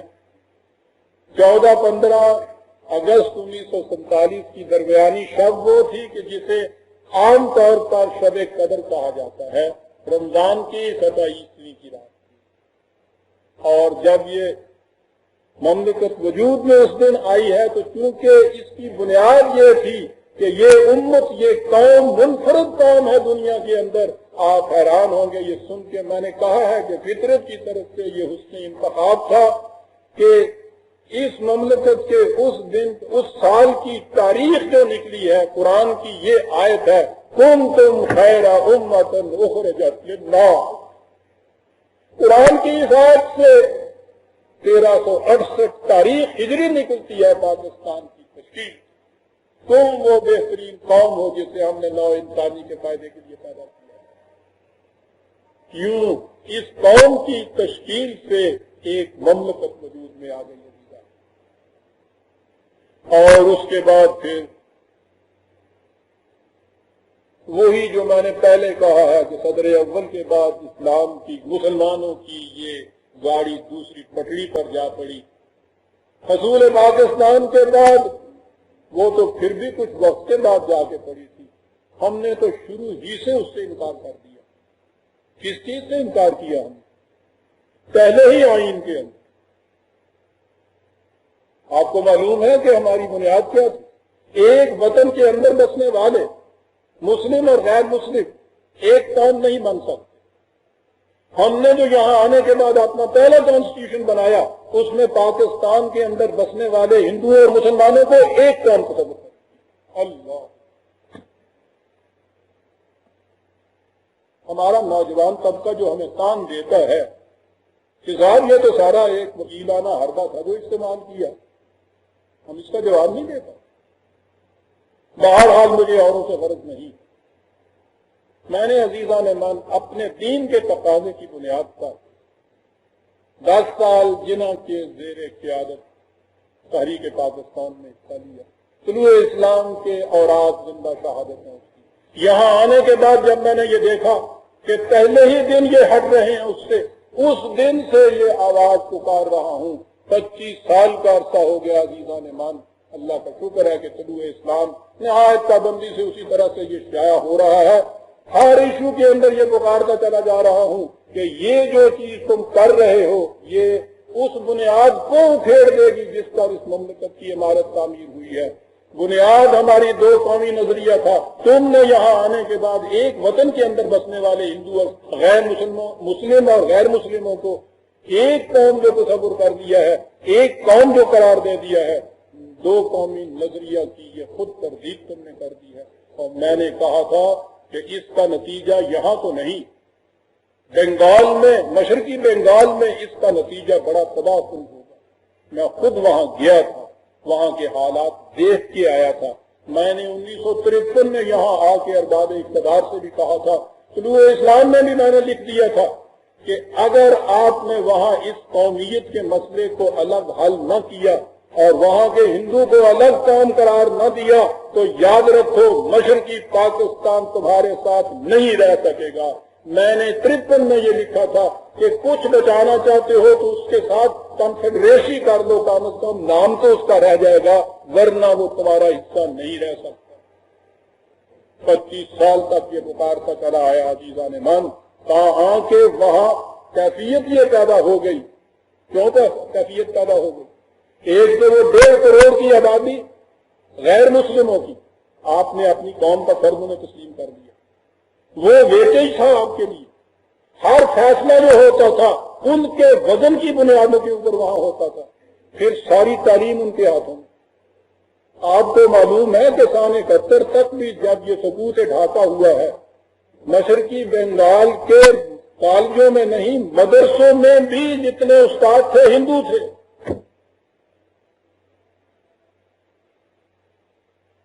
وہاں کیا تعلیم ملی؟ ایک مثال اس کی پیش کرتا ہوں۔ ڈھاکہ یونیورسٹی کے ایم اے کا طالب علم عزیز الرحمان، اس کے ماں باپ نے نام رکھ دیا تھا اس کا۔ میں یہ کیوں کہہ رہا ہوں ابھی واضح ہو جائے۔ اس نے ایک خط اخبارات میں چھاپا، اس نے یہ کہا تھا کہ ہمیں جو یہ کہا گیا کہ مسلمان دین کی بنیادوں پر الگ قوم ہوتا ہے، اس کا نتیجہ یہ ہوا، میں اس کے الفاظ اب پیش کر رہا ہوں کہ ہم بنگالی شری چیتنیہ، خودی رام، سبوس بوس، وجے سنگھ جیسے اپنے قومی ہیروز کو فراموش کر بیٹھے اور ان کی جگہ خالد، طارق، موسیٰ، علی جیسوں کو اپنا ہیرو سمجھنے لگے۔ دیکھ رہے ہیں آپ تعلیم کو؟ نہیں جی، آگے چلیے۔ کہتا ہے ہم نے اپنے دیش کے بھگوان کو بھلا دیا اور اس کی جگہ ایک غیر ملکی خدا یعنی اللہ کو اپنا معبود بنا دیا۔ یہ عزیز الرحمان نامی لڑکا دکھ رہا ہے اخبار میں۔ سوچ رہے ہیں آپ وطنیت کی بنیاد کے اوپر قوم بنانے کے معنی کیا ہوتے ہیں؟ ہم اپنے بچوں کے نام اپنی زبان کی بجائے ایک اجنبی زبان میں رکھنے میں خوشی محسوس کرنے لگے۔ ہم نور اللہ، خلیل اللہ جیسے ناموں کا ریچھ گئے اور ناگنی کھاگنی جیسے سیدھے سادھے ناموں کو ہم نے تیاگ دیا۔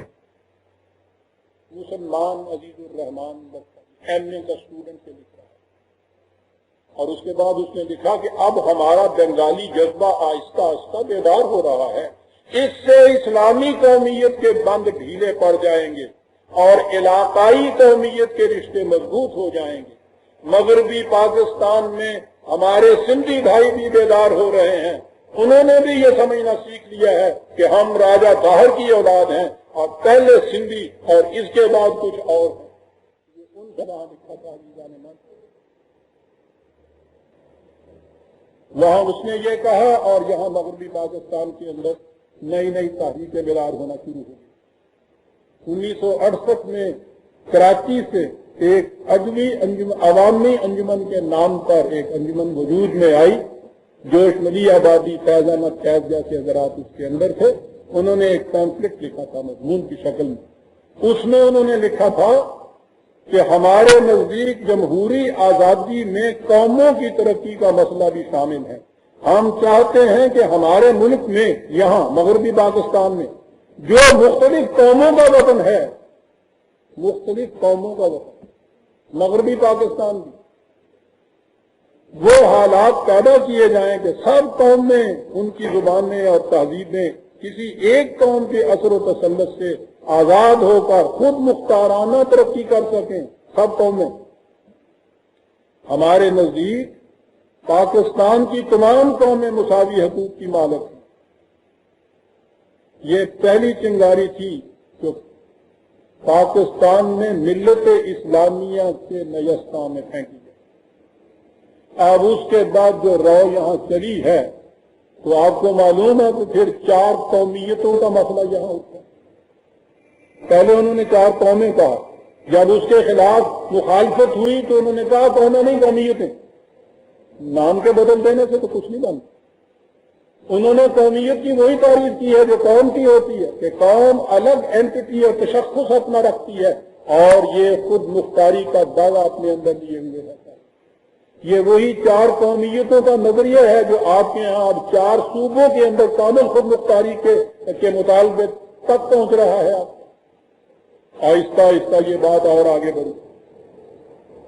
جب ڈھاکہ سقوط ڈھاکہ جب ہوا ہے تو اس کے بعد آپ کو معلوم ہے کہ وہاں کی وزیر اعظم اندرا گاندھی نے جب جشن منایا ہے اس کا، اس جشن کے اندر جو اس نے مبارکباد اس کو دی تھی اپنے اہل وطن نے کہ آپ نے بہت بڑی کامیابی حاصل کی ہے سقوط ڈھاکہ کے اوپر، تو اس نے پارلیمنٹ میں کھڑے ہو کے یہ کہا تھا کہ یہ کامیابی نہ ہماری فوجوں کی کامیابی ہے اور نہ ہماری حکومت کی کامیابی، یہ کامیابی ہے حق پر مبنی نظریہ کی، اس نظریہ پر جو باطل پر مبنی تھا اور جس پر مسلمانوں نے تحریک پاکستان کی بنیاد رکھی تھی۔ جی اس نے ادھر یہ کہا اور ادھر ہمارے ہاں خان عبد الولی خان صاحب نے اعلان فرمایا کہ 2 قومی نظریہ ختم ہو چکا ہے، اسلام کی باتیں 1500 سال پرانی اور فرسودہ ہیں، 25 سال کے تجربے نے ثابت کر دیا ہے کہ نظریہ پاکستان غلط تھا۔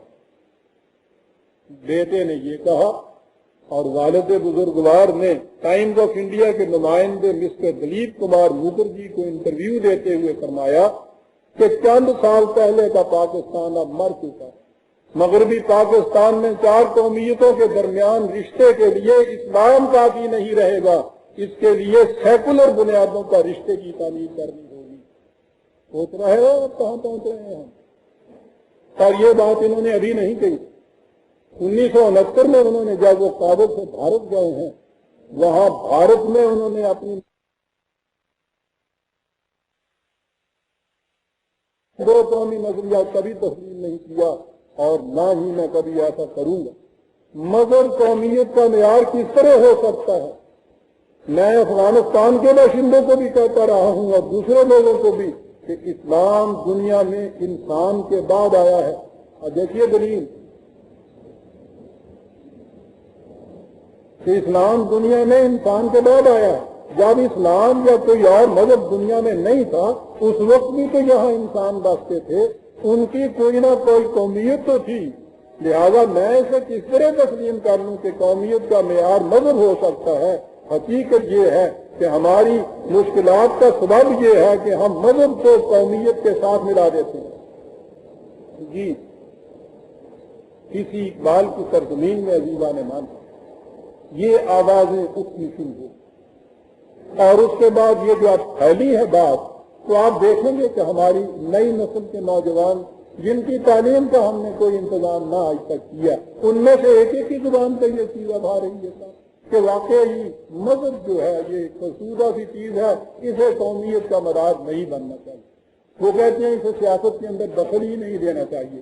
یہ چیز آج عام ہوتی چلی جائے، اور میں نے یہ کہا تھا کہ اس زمانے میں بھی ہندوؤں نے یہ بات سمجھ لی تھی، مسلمانوں نے نہیں سمجھی تھی۔ آج بھی یہ کیفیت ہے کہ ہندو اس چیز کو سمجھتا ہے۔ ہندوستان کا ایک بہت مشہور مصنف ہے مراد سی چودھری، بڑا بین الاقوامی شہرت کا یہ شخص، عجیب آدمی ہے کہ حق کی بات بلند کرنے میں وہ کسی سے نہیں ڈرتا۔ اس شخص نے یہ بات انڈیا کے اندر یہ کہی تھی کہ میں یہ بات پہلے بھی کہہ چکا ہوں اور اب دوبارہ کھل کر پورے شد و مت سے مجھے یہ کہہ لینے دیجیے کہ جب تک ہندوستان کی حکومت اور ہندوستان کے ہندو یہ رٹ لگاتے رہیں گے کہ یہاں کے مسلمان ایک متحدہ قومیت کا جز ہے، اس وقت تک ہندو مسلم فسادات کے مسئلے کو سلجھایا نہیں جا سکتا۔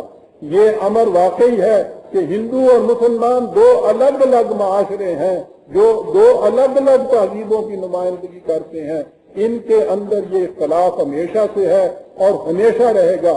اگر میری یہ بات مان لی جائے تو پھر اگلا قدم یہ ہونا چاہیے کہ اسے تسلیم کر لیا جائے کہ ہندو اور مسلم 2 الگ الگ قومیں ہیں۔ ہندوستان کا ہندو یہ کہہ رہا ہے، اور یہاں ہمارے ہاں اس مغربی پاکستان میں اب ایک حصہ تو الگ ہو گیا، یہاں آپ کے ہاں اقبال کی قبر کے سرہانے کھڑے ہو کر منٹو پارک یا اقبال پارک کے اس مینار کے سرہانے سائے میں کھڑے ہو کے جہاں یہ ریگولیشن آپ کے پاس ہوئے تھے، اب یہ جلسے کیے جاتے ہیں کہ نظم کو سیاست میں کوئی دخل نہیں ہے، یہاں 4 قومیتیں بستی ہیں جو اپنے اپنے خود مختاری کے حقوق رکھتی ہیں، مگر بنائے قومیت نہیں ہو سکتا، یہ آپ کے ہاں پرچار ہو رہا ہے۔ اور دوسری طرف ان کی مخالفت کرنے والے کہتے ہیں نا کہ دو قومی نظریہ ہے ہمارا۔ میں آپ سے یہ پوچھتا ہوں کہ ایک سوال ان سے کیجیے عزیزان امام، ان سے کہیے دو قومی نظریہ کہنے والوں کہ آپ کہہ رہے ہیں نا کہ پاکستان میں دو قومیں ہیں، دو قومی نظریہ کے یہی معنی ہیں، ان سے پوچھئے کہ آپ کے نزدیک پاکستان میں وہ دو قومیں کون سی؟ بات صاف ہو جائے۔ چار قوموں والے تو گنا دیتے ہیں کہ پٹھان، پنجابی، سندھی، بلوچی، چار صوبے جو رہ گئے۔ بہاولپور والے کوشش کر رہے ہیں کہ وہ بھی صوبہ الگ بن جائے، پھر چار قومیں آپ کے ہاں ہو جائیں گی۔ اور پھر جب آپ وطن کو معیار قرار دیتے ہیں قوم کا، تو وطن کی تو عزیزان من کو ڈیفینیشن نہیں ہو سکتی۔ پھر ایک ضلع کے رہنے والے یہ کہیں گے کہ صاحب ہمارا وطن الگ ہے، پھر ایک شہر کے رہنے والے کہیں گے ہمارا وطن الگ ہے۔ وطن کی چار دیواری جو اس کی حدود کو خدا نے تو کھینچی ہوئی نہیں، جسے آپ اپنا وطن کہیں گے وہ آپ کا وطن ہو جائے گا۔ وطن بنائے قومیت ہوگا تو وہ الگ قوم بن جائے گی، اور جب الگ قوم بن جائے گی تو اس کو حق حاصل ہوگا الگ مملکت اپنی قائم کرنے کا۔ یہ ہے جو آپ کے پاکستان میں ہو رہا ہے۔ اور دوسری طرف دو قومی نظریے والے جو کہتے ہیں ہمارا ایمان ہے، ان سے پوچھئے کہ مغربی پاکستان میں فرمائیے دو قومیں کون سی بستی؟ اس لیے کہ سارے مغربی پاکستان میں آئینی طور پر تو وہ ایک قوم تسلیم کر رہے ہیں، تو یہ دو قومی نظریہ وہ کیسے کہہ رہے ہیں؟ نہ دیر میں نہ حرم میں خودی کی بیداری۔ مصیبت یہاں یہ ہے کہ جو کوئی بات کہتا ہے اس کی وضاحت نہیں کرتا، جان کے اس کو مبہم رکھا جاتا ہے، اس کی وضاحت نہیں کی جاتی۔ وضاحت کر کے بتائیے کہ دو قومی نظریہ جو آپ کہتے ہیں یہاں قوم کی دو قومیں ہیں، پھر بات صاف ہو جائے گی۔ اور دو قومیں اسی طرح سے ہیں کہ دین کے اشتراک کی بنیاد کے اوپر مسلمان ایک قوم، اور جو اس میں اشتراک نہیں رکھتا ہر غیر مسلم وہ الگ قوم، یہ دو قومی نظریہ ہے عزیزان ایمان۔ یہ چیز تھی جس کی بنیاد قرآن کریم نے رکھی، بلکہ سب سے پہلی وحی نے رکھی۔ قرآن میں تکمیل ہوئی، محمد رسول اللہ صلی اللہ علیہ وسلم نے عملاً کر کے دکھایا، اس کی آواز 1300 سال کے بعد اقبال کی زبان سے بلند ہوئی، جنہوں نے اس پہ عمل کیا پاکستان وجود میں آیا۔ اور اس کے بعد عزیزان ایمان، اگر اس مملکت پاکستان کے استحکام ہی نہیں بلکہ بقا کو ہی چاہتا ہے تو اس کے لیے اسی دو قومی نظریے کو پھر سے عملاً وجود میں لانا ہوگا جو اس کی بنیاد ہے۔ اگر اس بنیاد کو آپ نے ہلا دیا تو اس کی وجہ جواز، اس کی جسٹیفیکیشن ختم ہو جائے گی الگ مملکت کی۔ اگر آپ نے یہاں مسلم اور غیر مسلموں کا مشترکہ ایک قوم تصور کر دیا اور ان کو قرار دے دیا، پوچھا جائے گا کہ پھر ہندوستان کے رہنے والے اور تم جو یہاں کے رہنے والے ہو یہ ایک قوم کیوں نہیں بن سکتے؟ اور اس کے بعد اس کا اگلا نتیجہ یہ ہوگا کہ جسے آپ نظریہ پاکستان کہتے ہیں، یعنی ہمارے دین کا تقاضا ہے کہ الگ مملکت ہو، یہ چیز بھی آپ کے ہاں آگے آپ کے مزاج نو کے نصاب میں داخل نہیں رکھی گئی۔ وہ سمجھ ہی نہیں رہے کہ دین کس طرح سے مملکت کی بنیاد ہو سکتا ہے۔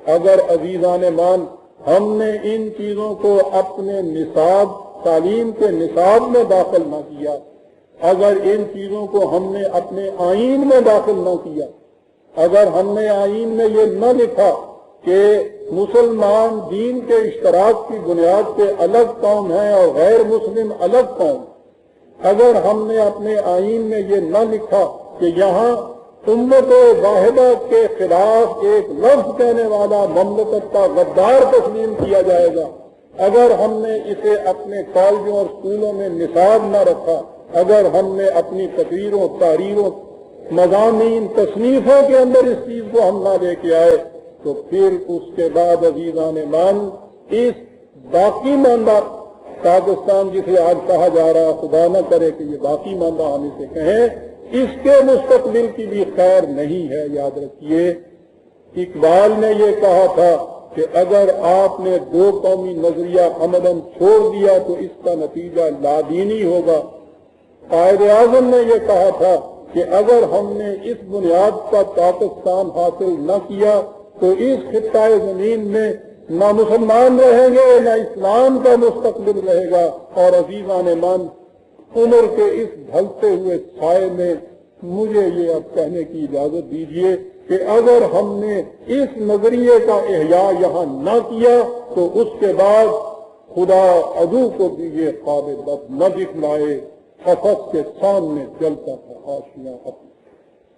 عزیزان من، اس سے اسلام کا کچھ نہیں بگڑتا۔ اسلام تو زمان اور مکان کی حدود سے بلند، خدا کا یہ دعویٰ ہے لِیُظْهِرَهُ عَلَى الدِّینِ کُلِّهِ، اس میں تو دنیا کے ہر نظام کے اوپر غالب رہنا ہے۔ جی چاہتا تھا کہ اسلام کے غلبے کی آمادگاہ یہ سرزمین بنے۔ وہ سرزمین یہ دنیا کی تاریخ میں ایک نرالا تجربہ تھا کہ مملکت ہمیں ملی ہے اور پہلے کوئی حکومت یہاں قائم نہیں ہے۔ ہم نے اپنے خطوط پہ حکومت قائم کرنی تھی۔ جی چاہتا تھا کہ یہ اس کا گہوارہ بن جائے، اپنی آنکھوں سے ہم 1300 سال کے بعد پھر ایک دفعہ دیکھ لیں کہ اسلام کا عروج کیسے ہوتا ہے۔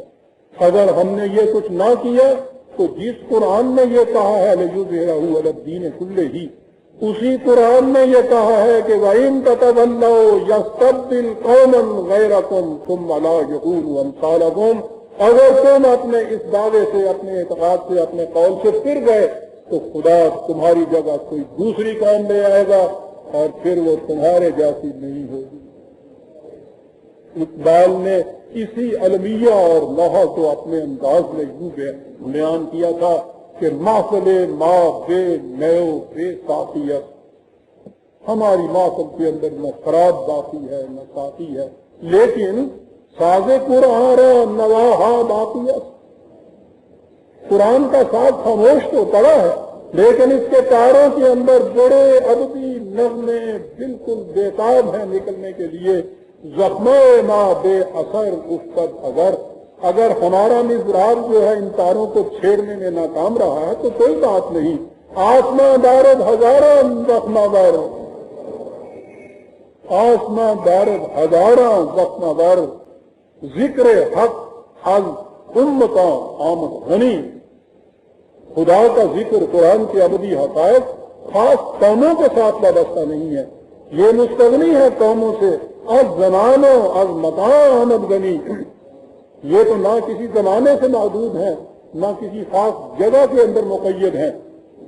اس لیے اگر ہم نے ان کو چھوڑ دیا تو قرآن کا کچھ نہیں بگڑے گا۔ حق اگر از پیش نا بردار دشت، اگر خدا اس کو اٹھا کے ہمارے سامنے سے کسی اور جگہ لے گیا، پیشے قوم دیگر بگزار دشت، کسی دوسری قوم کے سامنے اس نے رکھ دیا تو اسلام کا تو کچھ نہیں بگڑے گا۔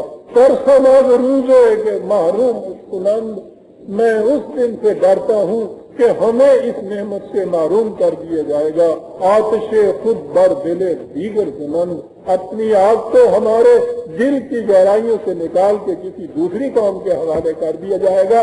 کہا کہ یا اللہ یہ دن میں نہ دیکھوں، وَيَا لَيْتَنِي مِتُّ قَبْلَ هَذَا وَكُنتُ مُؤْمِنًا مَّسْكِيًّا، خدا کرے کہ میں اس سے پہلے اس دنیا سے چلا جاؤں اور میں بھولا بسرا ہو جاؤں۔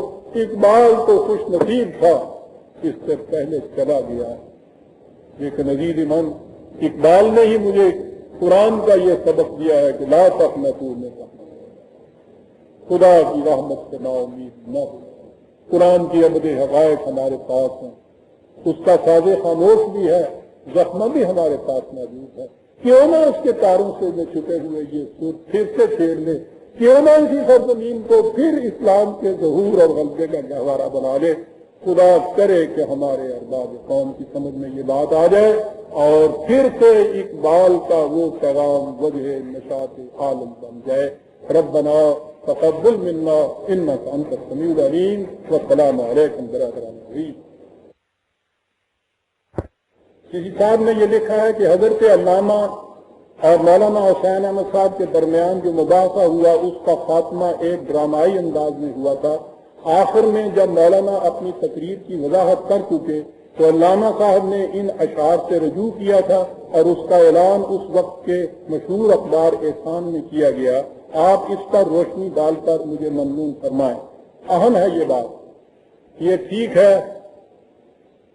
مولانا حسین احمد مدنی نے اس کے جواب میں کچھ ایسا کہا تھا. علامہ اقبال تو بڑے وسیع القلب، انہوں نے کہا کہ اگر یہ کہتے ہیں کہ میرا مقصد یہ نہیں تھا، یہ تھا کہ اسلام کے خلاف نہیں، تو پھر ٹھیک ہے، میں بھی اپنے اشعار کو واپس لیتا ہوں. یہاں تک آپ نے یہ ٹھیک کہا.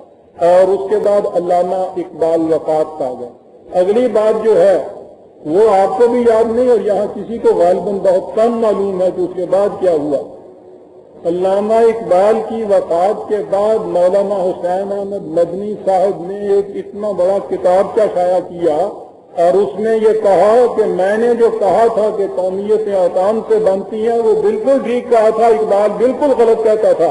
اور اس کے بعد انہوں نے 50 صفحے لکھے اپنی اس دعوے کی تائید کے اندر. اقبال مر چکے تھے لیکن اقبال کے پیغام کے مبلغ دنیا میں موجود. میں نے ان کے اس بیان کو شائع کیا اور اس کے جواب میں 50 صفحے کا ایک مضمون طلوع اسلام نے شائع کر کے بتا دیا.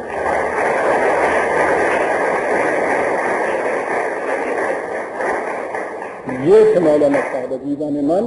میں تو ہر ایک شخصیت کا احترام کرتا ہوں، واقعات کو سامنے لانے پڑتے ہیں. ان کی زندگی میں یہ چیز انہوں نے کی تھی اور علامہ نے یہ بھی کہا تھا. اور جیسا میں نے عرض کیا ہے ان کی وفات کے بعد اتنا بڑا پمفلٹ انہوں نے کتاب کا شائع کیا تھا یہ کہنے کے لیے کہ میں جو کچھ کہتا تھا بالکل ٹھیک کہتا تھا اور وہ شخص غلط کہتا ہے. اسلام کی تعلیم یہی ہے کہ یہ چیز کہ وطن کی بنیادوں پہ قوم بنتی ہے اسلام کے خلاف نہیں ہے. 50 صفحے انہوں نے لکھے اس کے لیے اور 50 صفحے میں نے اس کا مضمون لکھا. جی صاحب، یہ میں نے عرض کیا کہ یہ تو سن سنیے تو صحیح بات، سنیے تو صحیح میری بھی. یہ سن 1938 کی بات ہے نا اقبال جا پاس ہوا اور 1938 میں انہوں نے یہ شائع کیا.